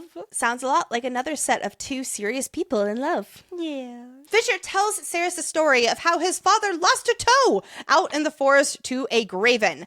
What the heck is a graven? It is a creature that's half satyr, half troll, and a little bit of a basilisk.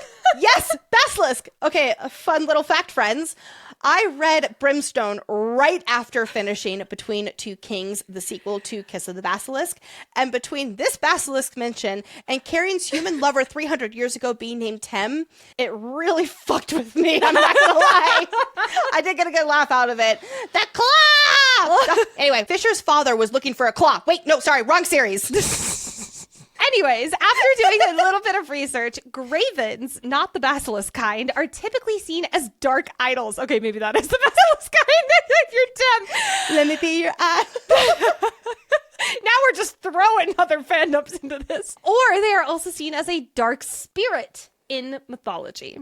This graven lives in a small wooden cottage out in the woods, the ones that Fisher and Saeris are gazing at here in Cahlish. And in this cottage, the graven makes tinctures and salves, and at one time, people used to trade with it for potions and spells that they believed would end hexes, heal ailments, or make people fall in love.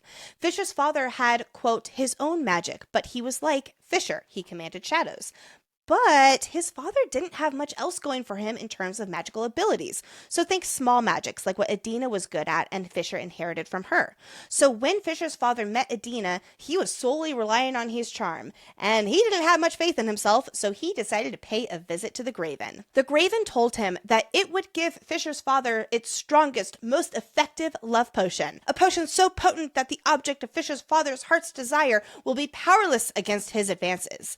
And that Edina will be his for all of time if he drinks the potion that the Graven makes. But there's a catch. In exchange for the potion, Fisher's father has to give the Graven his right foot. Yes, his right foot. According to the Graven, Not the feet again! God damn it, not the feet again! According to the Graven, this exchange would guarantee Fisher's father a life living out his days with a wife and a family being blissfully happy. He would be able to create powerful wards and be a role model for his people and all who follow him and support him. Of course, Fisher's father is wowed by this prospect. It's everything he has ever dreamed of and more, but he simply won't give up his foot. The Graven tells him that it's sick of its own feet and wants two proper fey feet to walk around on. You see, it already bargained for someone's left foot a while back, and now it just needs to complete the set. Not me looking for any and every clue in the story and wondering if the other Fae who gave us their left foot is connected to Styx. But the Fisher's dad is not having this, so the Graven proposes a new deal. The Graven is not able to produce its own shadow when it steps outside in the sun, and that fact makes people nervous. People sense that the Graven is different, and they run away from it. So the Graven's new offer is this, a love potion for Fisher's father's shadow magic. But shadows were his father's greatest strength, so of course he could not give up his shadows. The Graven gives one final offer, a love potion for just one of his shadows.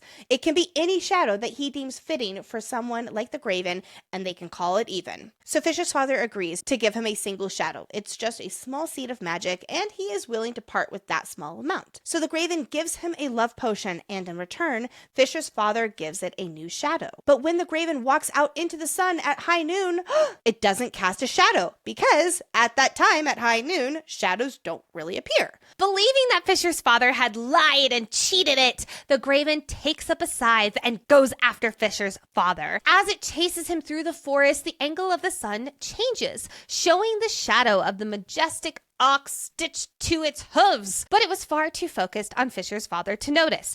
Thankfully, it did not take his whole foot, but when it got close enough, it did take his little toe. So what if when we are in Diaxis, there is something with a majestic ox? Sure.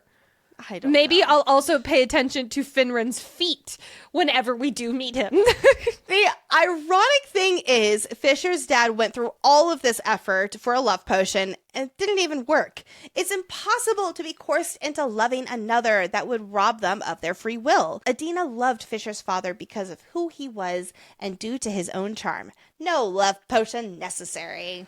Before you're like, oh my God, Nicole, the Daddy Watches. Don't you worry, we're going to go through them. Remember, Daddy Watch is the segment on the show where we go through the Finran mentions and try to figure out if A, Finran and Styx are the same person, in which case I refer to him as Finstyx, or B, if they are two separate people and the my father at the end was more figurative speech and I am on this wild goose chase for nothing. Well, hold on now. I won't say for nothing. Fisher is obviously very closely connected to the God of Shadows. Whether that means he's literally or figuratively his father is the big question. And I love how we're pulling all of this because now every time father is on the page or shadow magic is on the page or anything, we have a compiled research. We have compilation of research. Yes. Which, let's go through them. We learned that his father lost a toe.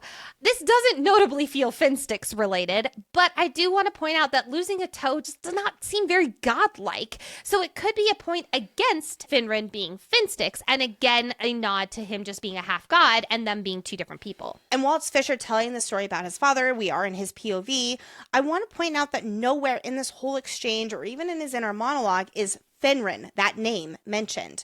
Yes, I think it's absolutely Finran because of Cahlish and being in love with his mother, but I am just pointing that out. And I totally get to that Fisher would not call his father Finran because he calls him father, but I don't know, I found that very interesting that Finran was never on the page there when they're talking about his father. Yes. We also get a mention of how Finran, quote, had his own magic, but he was like me. He commanded shadows, not much of anything else. So at the very least, we know that Finran is a half-god from Diaxis/Styx's world. But the fact that he doesn't command anything else might be a nod towards Finstyx, especially since Kingfisher notes that his shadows were his greatest strength, which is why he gave only a single shadow to the Graven. But we also do get this mention of the love potion. I don't see a god having a need for a love potion. To be fair, at the end, he didn't really need it anyway, but I do want to point out maybe this is some motivation for Finstyx. If Finstyx is indeed the god of shadows, maybe he was a little insecure about being from such a dark realm, and he was falling in love with someone so lovely in sunshine and rainbows. So maybe he felt undeserving, and that's why he felt like he needed a love potion. TLDR, I cannot tell if Daddy Watch is actually helping my confusion or making it worse. I feel like this whole story will be one big puzzle piece by the end of the third book, and we will kind of put it in with the whole picture and be like, oh, I get it now.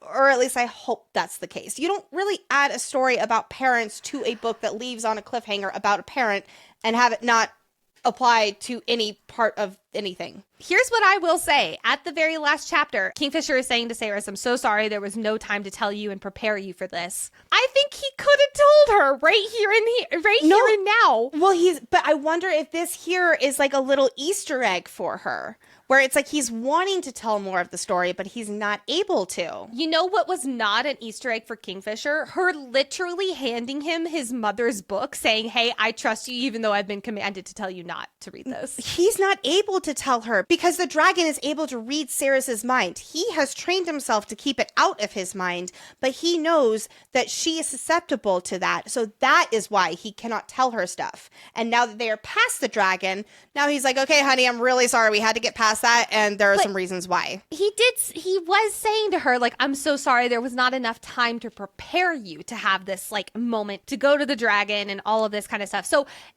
I'm not saying that she would have had enough time between now and the end of the book to train her mind to go completely blank at the dragon, not be able to read her mind. But what I am saying is he was like, there was no time. I feel like we could have switched out a story about a lost toe for, hey, I'm a half god. But like, that's why I think that this does actually apply in some way. I have no idea how. Oh, back to Daddy Watch. I'm still leaning away from Fenrir being Styx, but here it is clear that Fenrir had his shadow magic and it was precious for him. Was it granted to him by Styx, and that's what makes him his father? Same goes for Fisher, and it's a different kind of term than we are used to. Remember, the Lords of Cahlish, there's generations of them there, and Fisher's father was not the very first, and I think that they are all absolutely related, and there is a different kind of fatherly tie-in with Styx for that. I also think it's notable that Fisher was told a story from Archer, and Archer seems to hold the most answers about his father. This would make one wonder if Archer knows something about Diaxis, especially since the fire sprites are made of brimstone. Not like they are from there, because there used to be a lot more brimstone in Yuvelia, but there is that resource connection. Yes. It's a moment Saeris has been waiting almost 2 books for. Hayden has finally woken up from traveling through the Quicksilver, and it is time for their brother-sister reunion. My heart goes out to Saeris. This was her top priority when she first arrived here in Yuvelia. It's been weeks since she's heard anything about her brother. Her job all her life has been caring for him, and this is by far the longest they've ever been apart. What's more, everything has changed. For starters, she's half fae, half vampire. She also has magic and is the vampire queen in this realm, mated to that gigantic asshole with the pointed ears.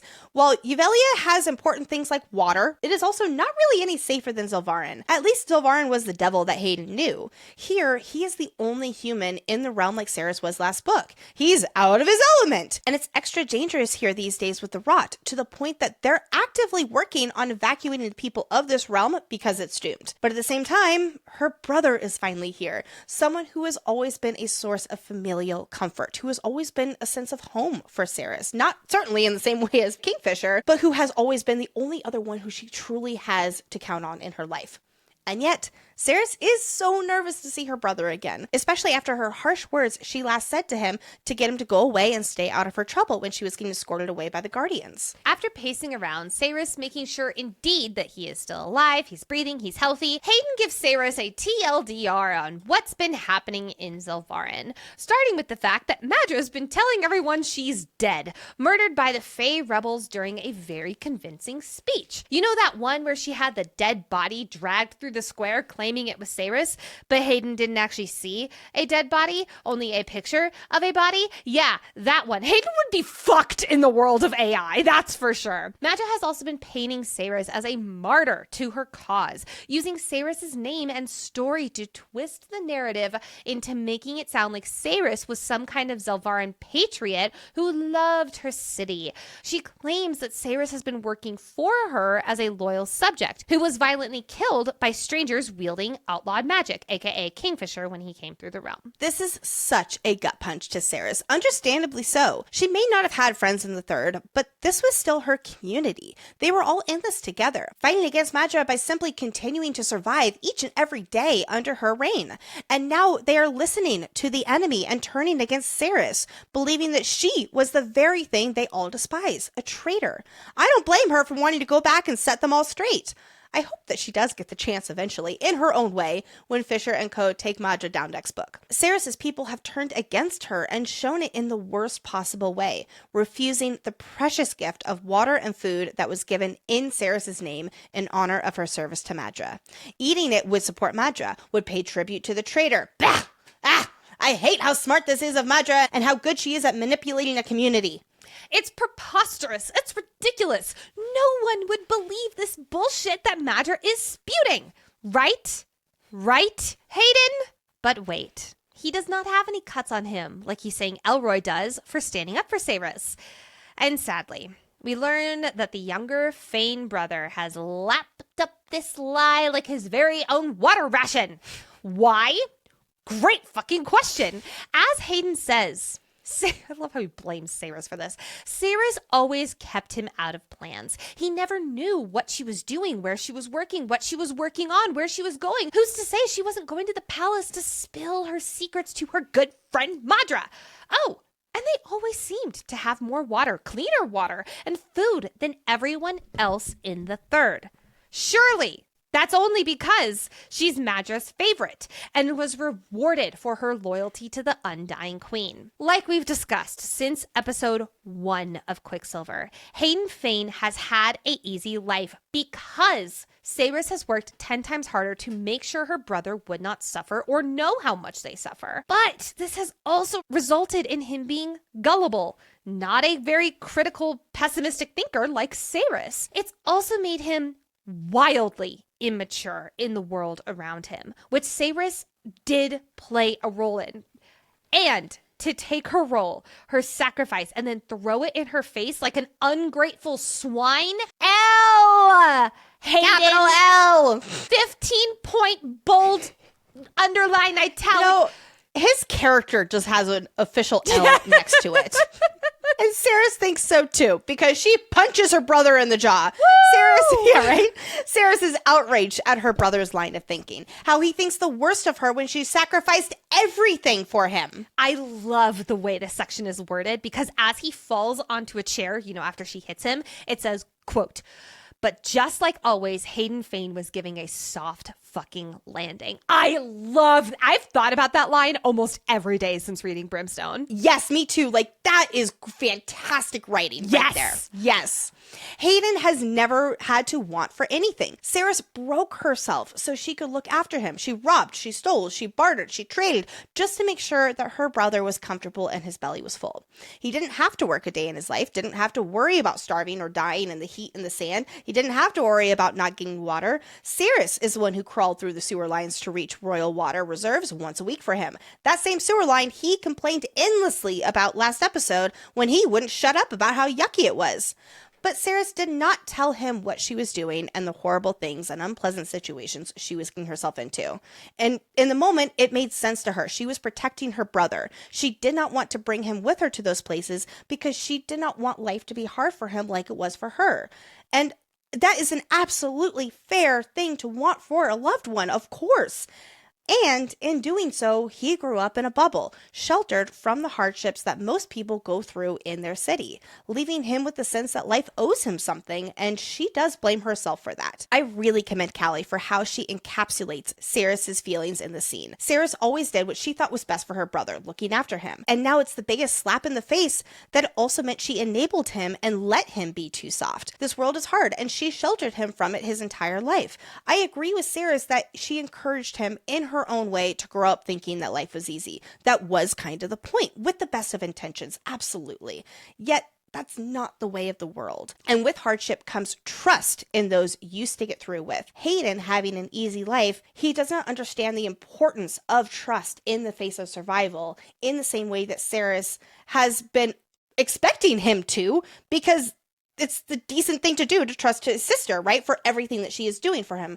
Whew. Anyway, okay, I could go on and on yelling at Hayden and also seeing how this is a conclusion he came to. It does not make it okay, and he definitely gets a gigantic capital L next to his name permanently. Saeris sacrificed everything for him, and this is the person she raised who turns against her when there is doubt. All in all, I want to give Saeris a hug here and tell her she did the best she could, and her little brother is a shithead. Yes, that perfectly said. I don't think I could add anything more to that. So before Saeris can rip into her brother anymore, her Brimstone rune begins to burn, hurting twice as bad as when the Quicksilver rune was flaring. The lines of fire are tracing up her arm and her hand all the way up to her elbow. Quick question. Do you think the reason it's flaring up all of a sudden and burning twice as bright is because she touched Archer? So it's almost like because she touched Brimstone, the countdown or the flaring up of the rune has begun? So I guess I was more under the impression that now that she has sealed her Quicksilver rune, it's time for the Brimstone. And that is why Edina is like, by now, your Brimstone rune was probably causing you some problems. And I think it's because she's already now done one, so now it's time for the next one. Okay, I could see either of those for sure. Definitely. I wonder, yeah, but I love the idea that now maybe that it she escalated it? Maybe. Who knows? For an entire hour, all Saeris can do is hold her arm and try to meditate through the pain. Eventually, the flames die down into just smoldering embers where the rune is a soft, glowing red. Ouch! And we will come back to Hayden when we are all a little more cooled off. Literally and figuratively. You know what time it is? It is time to finally read Edina's book. Ah! This shit's the equivalent to a spicy scene for me. I go feral for it. The first half of the book is a guide to Saeris' powers, and the second half of the book is a step-by-step guide to defeating the rot. But it's not quite as straightforward as it sounds. Edina knows that Saeris probably is not trusting her too much right now, but she's not playing games or trying to trick Saeris in any way. She says that by writing this book, she is breaking all the laws of the universe.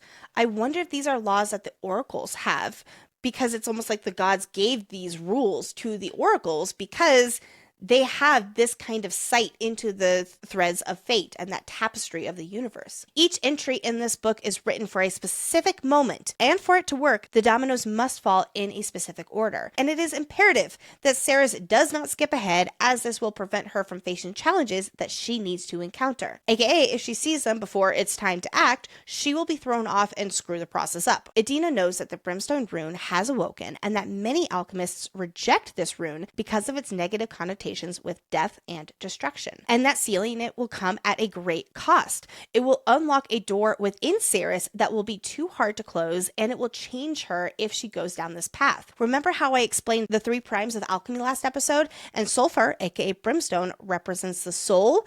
I think Saeris is going to have a super intensive therapy session when she seals the Brimstone. But I am also very concerned about the great cost Edina warns it comes with. What if the counterbalance she explains helps with the sealing is what comes at a great cost? I don't think that it's Fisher, but something else at a great cost to her soul. Is it too dark to offer up Hayden? I'm kidding, but I'm trying to think what would be a great cost for her. And yeah. Would it be sad? No. No. I mean, maybe for her a little bit, but no. With Brimstone sealed to her soul, there is a chance she can use it to help save the realm. And if she decides to reject it, there are still other paths that can be taken to fend off the oncoming darkness, aka the rot, but the odds of them working are not as good. So, hey, Saeris, you're going to have to tough it up because you got to seal this brimstone rune. The first entry ends with a prophecy, quote, concerning the Evenlight Ball, turn this page before leaving your chambers. An appointment awaits. I cannot wait for next episode. And that appointment is her selecting the next Lord of Midnight. And when she flips the page, it'll be telling her exactly what to do and how to do that. AKA select Foley, please. It's safe to say that this book changes the fucking game. Our crew has been banging their heads against the wall. So, I'm not gonna lie. For me, personally, as a reader, I have complicated feelings around this plot. So on one hand, I think that this journal is super cool. It's great suspensive storytelling because we always want to know what's next in the book. And it also pulls Edina into the story in a very cool way. And a huge plot point about last book was autonomy over your own life. Saeris hated being at Kingfisher's mercy with the oath. And in the climax of the book, Zareth tells Saeris that he's severing her connection from the universe and she will be the one who needs to live her life and make decisions in order to save the world. And with this journal, it feels like Edina is now filling that role.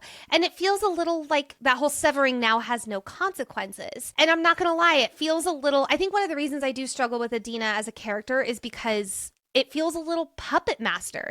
I feels a little like she's playing God or even Zareth's role now in the story. And you and I are very aligned about our feelings about Edina's Oracle book. It is so cool on the one hand, and in the context of being in the story, I do think that it is done very well. And I am with you on the autonomy. And I'll expand on that even a little bit more here. It feels like Saeris has a cheat sheet now for saving the world. And I kind of wanted her to figure that out on her own. I wanted her to come up with these ideas that pan out on her own. And some of them she does, like when she doesn't see the next thing she's supposed to do from the journal, but she does it anyway on her own. But one of the things that I really love about FMCs is when they are strategic and they think outside the box and one step ahead. And this is a huge crutch for this series FMC, who I admit I was hoping to see step into a real leadership role like we have seen with other FMCs on this podcast. And as cool as Edina's Oracle book is, that just took that strength, that intelligence that we expect out of our FMCs to get themselves out of these situations. So my final thoughts on this is it's great for vibes, not so much for a deep dive with character analysis and such. Yes. I'll say this. Overall, it's kind of like how you've been saying with it's hard to give Brimstone a rating because it feels like so much is hanging on book 3. Yeah. So I'm going to say that I am overall open to how this will manifest in the story. I'm really hoping that the way that this book is executed is, in book 3 specifically, is it does allow for moments of autonomy. It plays into that suspense of what's next in the book, while also giving our characters room to live their own lives and make decisions that do have consequences that Edina isn't orchestrating.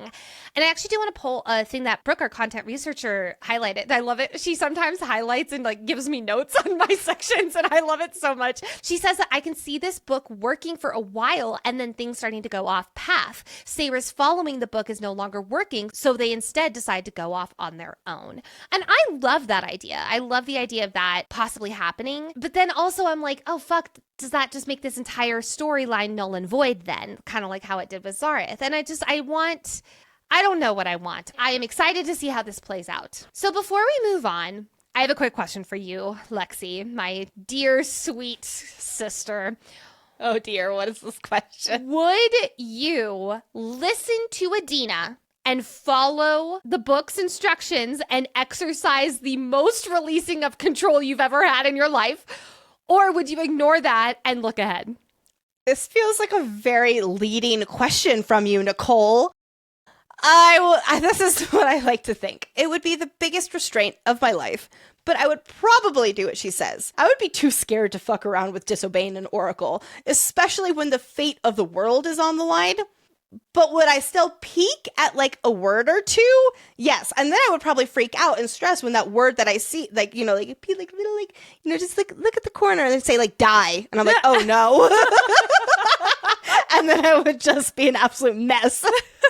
Oh gosh, it reminds me of our feral fan Jensen, who is known in our Discord for looking at the last page of a book right when she starts them. God damn it. Jensen, you're going to have to promise me that you don't do that with my book. I swear to God. The first half of Edina's book has more to learn than all the rest of the books in the libraries in this realm. What she has to share with Saeris is terrifying for our girl Saeris to learn, but wow, what a treasure trove of information. I wonder if Edina knew all of this about alchemy from knowing an alchemist, but by their generation they were very, very, very few and far between, if around at all anymore. So I wonder if she learned from a bunch of information and combined it with her oracle powers, or is this all what she has gleaned from seeing all the different paths of this universe and she's been able to literally just know all of this about alchemy? As the hours tick by, Saeris is just eating up everything in this journal, and I would too. We learn that alchemists were often corrupted by their powers. Oh, Nicole, look, that's another little line that could make Madra alchemist. Their fate is ruled by the strength of their will, but also by the heritage of their blood. And while we know that Saeris has fate ancestry somewhere, we have no idea whether she has a predisposition for succumbing to her magic. That would be a very good thing to know about your lineage. And I really do think that we are going to learn more about Saeris's ancestry, especially when it comes to the Fae and alchemy. Ah, look, that's the name of the series. We also learned that alchemists hadn't just channeled Quicksilver. In some cases, they became so intertwined with Quicksilver that they merged with it all together, becoming silver-eyed heralds of the gods. Heron, is that you? Just kidding. I'm pretty sure he's dead. We need to do a little eulogy for him one of these days if he's still not around in book 3. These alchemists were the reason Bellicon and his followers murdered the alchemists and eradicated them from the realm. They had become so powerful that they threatened the grasp of the Triumvirate's power. I have a lot of questions about this. And I do wonder if any exist still in other realms. And this is one of the other big reasons that Madra is so scared of alchemists, is because they actually do threaten her triumvirate power. Which would also mean that Saeris nope, because she also is Kingfisher the one who sliced Bellicon in half, or was that Saeris? That was So Kingfisher. What if Saeris is the only one who can actually kill a member of the triumvirate? Because she is the one who got Malcolm. Yeah. Sure. That would mean Malcolm's actually dead. Good. We do not have that confirmed. I will agree to that one there. All right, friends, let's tap into our inner oracle and turn our full attention to important foreshadowing moments for the rest of this book and speculations for book 3 and beyond.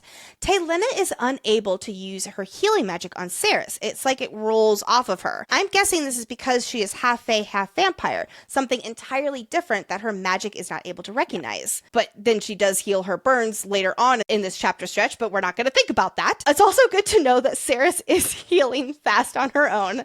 We already know from the Huntsman Cottage that she does have healing magic, and Tal has observed her restoration magic too. I think you're right, Nicole, and she is all 3 types of alchemist. Yep. I also wonder if somehow, some way, the 3 types of alchemy are connected to the 3 paths, the 3 primes. It doesn't align with the runes needing to be sealed, and Sarah's already having this kind of access to her restoration magic, but I'm just throwing it out there.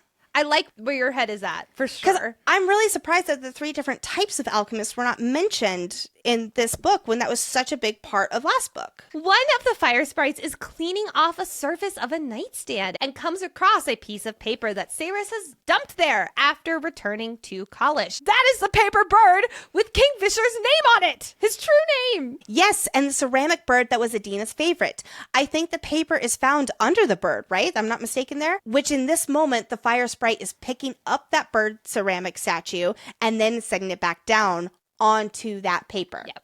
While Edina was pregnant with Fisher, she found the ceramic bird at a market in Ballard. She said she had to have it. And then on Fisher's first birthday, she announced her son to be called Kingfisher, like the ceramic bird. She apparently did not like anyone to touch it. Is it because she knew that it would come into play with this piece of paper? Everything Edina does and thinks has me wondering if she's just like centuries ahead playing chess. She's Taylor Swift in this realm. That's what's happening. Saeris asks Fisher how an oath-sworn fae can break their oath, to which he says they can't. well, technically no, unless their mate utters their true name and commands them to break their oath while using their rune for break. You know, it's easy. Okay, this is more of a question because while they're reuniting in their room, it says, quote, Fisher placed a hand over mine, stealing them. I saw the ink on the back of his hand had changed too. The Quicksilver rune was solid now, marked in a metallic blue-black. It says his Quicksilver rune. So did I miss this or did Zareth go rogue? Or was it supposed to say my hand? We do know that her Quicksilver rune does fill in when it seals, so I'm leaning towards this as a typo. No, because I actually was looking at that. It's because she is noticing it is on his hand too. Like it's kind of like a whole little thing with that. Yeah. I don't think it's actually a typo at all because she is noticing it's on his hand too. She does have that word too in there as well. Oh, okay. That's true. I think it's part of their bond. He did get runes on his hand way back when in Quicksilver when they banged and she got all of hers. Yes. Yeah, so he just can't use it, but because it's hers, it still shows up on him, and that's how I understand it. So it's a God-bound mate thing, yeah. Okay, so this does bring up a cool bit of world building then, because we know that their God-binding rune is a metallic green-blue, and her runes before they're sealed are black. So I'm guessing that when they do seal, they turn a metallic blue-black, which metallic and blue always makes me think of the gods. Mm-hmm. That's always really cool. I have my eye on you, Maynir, who is Taylena's mate. As they are brainstorming how Everlane could be impacted so horribly, he says that most of his research has revolved around court politics, but his own personal interests in varying magics has given him insight into elemental magics, shadow magics, blood magics, and the like. This is now the second time his research has been mentioned. And while he hasn't added much to the group yet with his knowledge, I feel like these are seeds being planted for his character. And if shadow magic is only possible for a half-god, does he know about Fisher? Will he be able to help Carrion with his elemental magic? Or even Saeris, because we learn how close Alchemy's Tria Prima and the elements are connected last episode. Anyway, I'm so interested in this tiny little character that we get. On the same note as what Maynir's saying, he states this infection, the rot, perhaps if it's linked to Everlane, is either very old or very new. And I believe that both can be true here. I believe that it is very, very old magic being used to create something new. I do agree on that. Oh, I was thinking, what a safe answer there, Lexi. It was. I almost did that. And then I was like, oh, no, that's actually got some legs to it. That's fair. We get a mention about a few members of the Lupopraelia from Foley in the library. Vash, which if you remember Vash Gideon from the Battle of Ashen-Gate, and a new name, Mayan. Where the fuck are you guys? Okay, does Carrion have a true name? Because it's mentioned that, I'll call their common name, is given to them at year 1 after their birth. But their true name is decided on at birth, right? So where could Carrion's true... It should only be with his mother, Amelia, but maybe she told someone else, maybe Edina knows somewhere. I've been wondering that too. The only person who I think could possibly know Carrion's true name was Finran, besides Amelia. Maybe that was something shared when he had to take him into this other realm. But like I have mentioned before, maybe his true name is lost to history. And this actually does work in Carrion's favor because he cannot be controlled by anyone. I don't know. We learn here that our crew was seriously considering ending the vampires' lives once the crown went on Saeris' head. Lorith and Renfis voted to destroy Amontreath.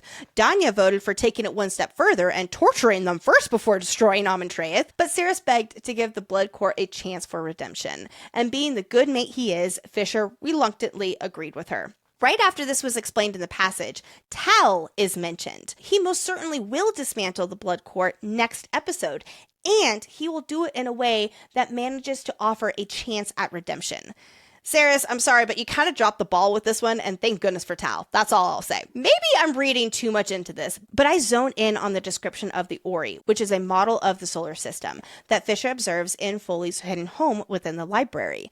Finran used to have one of these in his study that Fisher was fascinated by, and his parents would study this model of the solar system for hours on end. But this Ori that Foley has is of a different universe, or at least a different number and alignment of planets.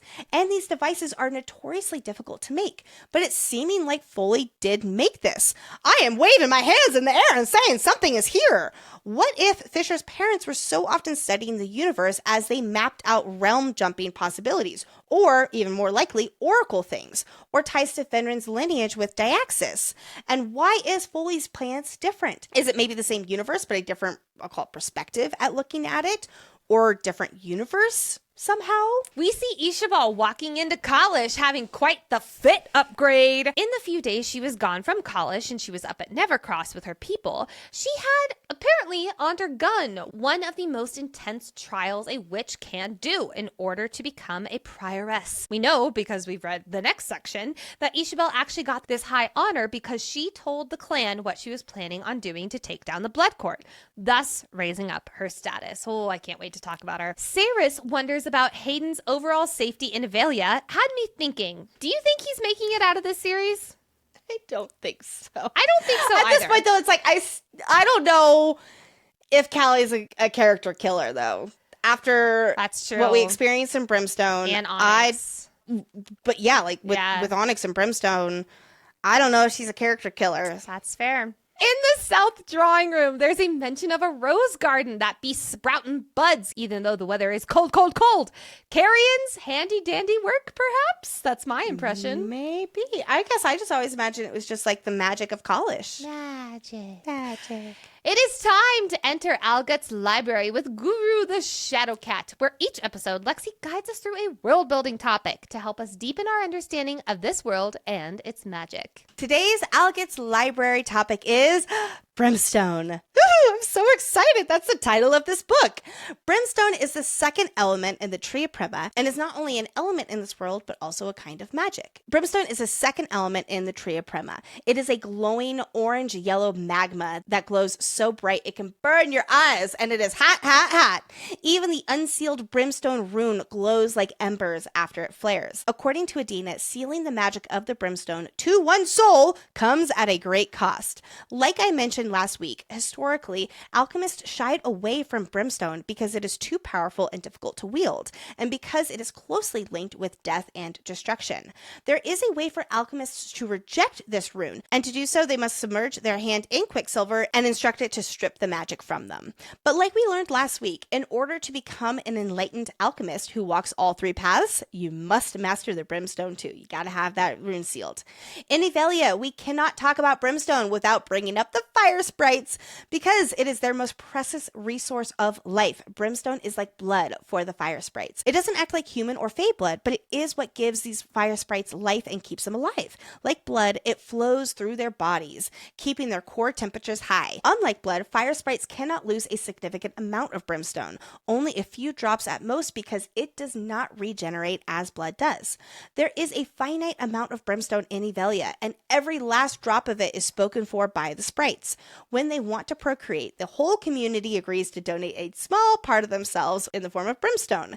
And when Archer needed healing, the members of his pyre, aka the fire sprite community, each gave some of their own Brimstone to bring his core temperature back up to the required temperature to keep on living there. And then, of course, with the Brimstone, we have the rot and feeders. When Brimstone touches the terrible rot, including feeders infected by the rot, it melts it until there is nothing left but ash. While Brimstone is vital to eradicating the rot, to secure enough of it to do so and kill the infected feeders would mean that every fire sprite in Avelia would have to die. But luckily, there is another source of Brimstone. It's just not in this realm. It is in Diaxis, realm of the undergods and dragons. Yes, dragons. Now, we don't know a whole lot about the sources of Brimstone on Diaxis, but we do see that the dragon Arisen has the ability to spew both fire and Brimstone. So I am interpreting this as dragons can they literally have brimstone to generate within them that they can breathe. And I'm wondering if that is why Fisher wants to cash in on getting his own dragon after all these centuries. He just walked the parapet, after all, into this realm. The desperate need for brimstone is why Fisher and Saeris end up traveling to Diaxis. They need access to brimstone to fight this rot, and this realm of the dragons, who are a source of brimstone, is where they will be able to have a chance at not only getting more, but I also think it's where Saeris will be able to seal her brimstone as well, and maybe learn a little bit more about this power. Whew! And that is what we know about brimstone. Let us close out this episode with prancing through the snow with Onyx and discussing our favorite moments from this stretch of chapters. My bells count continues! Oh and I apologize, I missed one last episode with Bells of the Palace. And in this stretch of chapters, we get Bells of the Estate, which brings our total bells count to 6. It truly cannot be stated enough times in this deep dive. Archer is the best. The way he gets so frazzled and just wants to do well for Saeris, the lady of the house. And she's like, we can't live like this forever. With how formal he is around her, I just love this little fire sprite so much. He's the best. When Fisher takes off his boot and pours sand out of it, all while locking eyes with Saeris, was perfection. Oh my God. Also, add this to one of my favorite Fisher lines ever. He's joking with Saeris and he says, quote, I'm in love with Kingfisher. Kingfisher is so handsome. Look at his ass in those pants. And how he tells her that he loves that she cannot close any door quietly. Like, that is something that only a person truly in love can say about another. I love that Saeris sees a new tattoo appear on Fisher, and then she thinks that she's not going to say anything and let him discover it the same way she discovers hers. Carrion says, quote, is it weird knowing that people's balls retract up into their bodies whenever you're around? He says this as he makes a cuppy motion of something being sucked up. The entire scene of Kingfisher singing to Onyx, even though he says he's not singing to the fox, that would be weird. He picks up Onyx and then he ends his song with a little flourish and he sets the fox down on the bed and he pets him. And then he conjures a bowl of trout for him to eat, and all in thanks, Onyx gives him a pine cone which Fisher pockets. Yes, Lexi, you have a pine cone. I have 2 pine cones on my bookshelves in honor of this. God, I love this. I love this so much. A line that always gives me chills is Archer talking to Saeris about Edina, mentioning how the Lady of Cahlish used to sit in a chair in the forge right next to the one that Saeris was sitting in, and she would say that she was visiting a friend. Oh my God, I love that shit. That's so good. And last but not least, the exchange with Fisher and Saeris, where she asks what will happen if there is a day where she wants to be carried, at least for a little while. And he says, quote, then it would be my honor and privilege to do so, Saeris. Never doubt that. Whenever you need me to catch you, I am here, ready and willing. Oh. All right, friends, and that is it for today's episode. Thank you so much for listening to this Brimstone episode 5. Next Monday will be episode 6, covering chapters 37 through 45. It's time to dismantle the blood cord, bitches! So excited, and we are officially more than halfway through with this coverage. Oh, yeah. We would love to give the biggest warm welcome to our newest Feral fans in the fan club. Thank you so much for being here. We appreciate you so much. Welcome, Mandy K and Chloe. Thank you so much for being here, both of you. Thank you so much. And if you're like, hey, I want my name shouted out on the podcast and be shouted with all this love too, join our fan club at fantasyfangirls.com/fan club. Link is also in the show notes. Also, shout out to the Feral fans who have just joined and they're saying in the dining room that they have just joined. Do that because it's like we get to welcome you with all the open arms. It makes me so happy. I love the dining room. Thank you, as always, to our master librarian, aka our content researcher, Brooke, and our executive producer, aka our sanity manager and co-host of the Fantasy Fan Fellas, Hayden. We are very active on social media with weekly trivia, book guides, and lots more. So please be sure to follow us on Instagram and / our TikTok at Fantasy Fangirls Pod. We have a whole lot of announcements coming up here too for you. Oh, wait, we're in January. You all need to follow us on social media, especially Instagram. We're making very exciting announcements this week. So keep an eye out on those posts. We're recording this before Christmas, so I have no concept of what our calendar looks like when you're all hearing this. But a lot is going on soon. All right. And also, if you are watching this on YouTube or you want to watch on YouTube to see our imitation of paper birds, please hit that subscribe button to keep following along. And of course, the same goes for Fantasy Fan Fellows, to give them a follow at Fantasy Fan Fellows on Instagram and TikTok. Get all the latest on the new show, when season 2 is coming, as Hayden and Steven continue their deep dive into Mistborn. While you're hitting buttons, do not forget to hit that 5-star button on whatever podcast platform you are listening on. And if you're feeling extra generous, write a little love note in that review section. It is when I say it's so helpful, not just for this podcast, but for any podcast you listen to. I really mean it. And last, but certainly not least, share this episode with your fellow Brimstone friends. If you were terrified for Archer's safety and you would share a little bit of your Brimstone blood to make someone else come back, that person that you share a little Brimstone blood with, you send this to them. All right, everybody, we're signing off. We hope that you are having a great start to the new year. Thank you so much for being part of this journey with us at Fantasy Fangirls. Bye-bye! Bye! That is not what you wrote in the outline. Did I ask him? Okay, sorry, I was scrolling down. Hung out with his friends. God fucking damn it, Zavinia. Zavina? God fucking damn it, Zavini. God fucking damn it, Zovina. God fucking damn it, Zovina.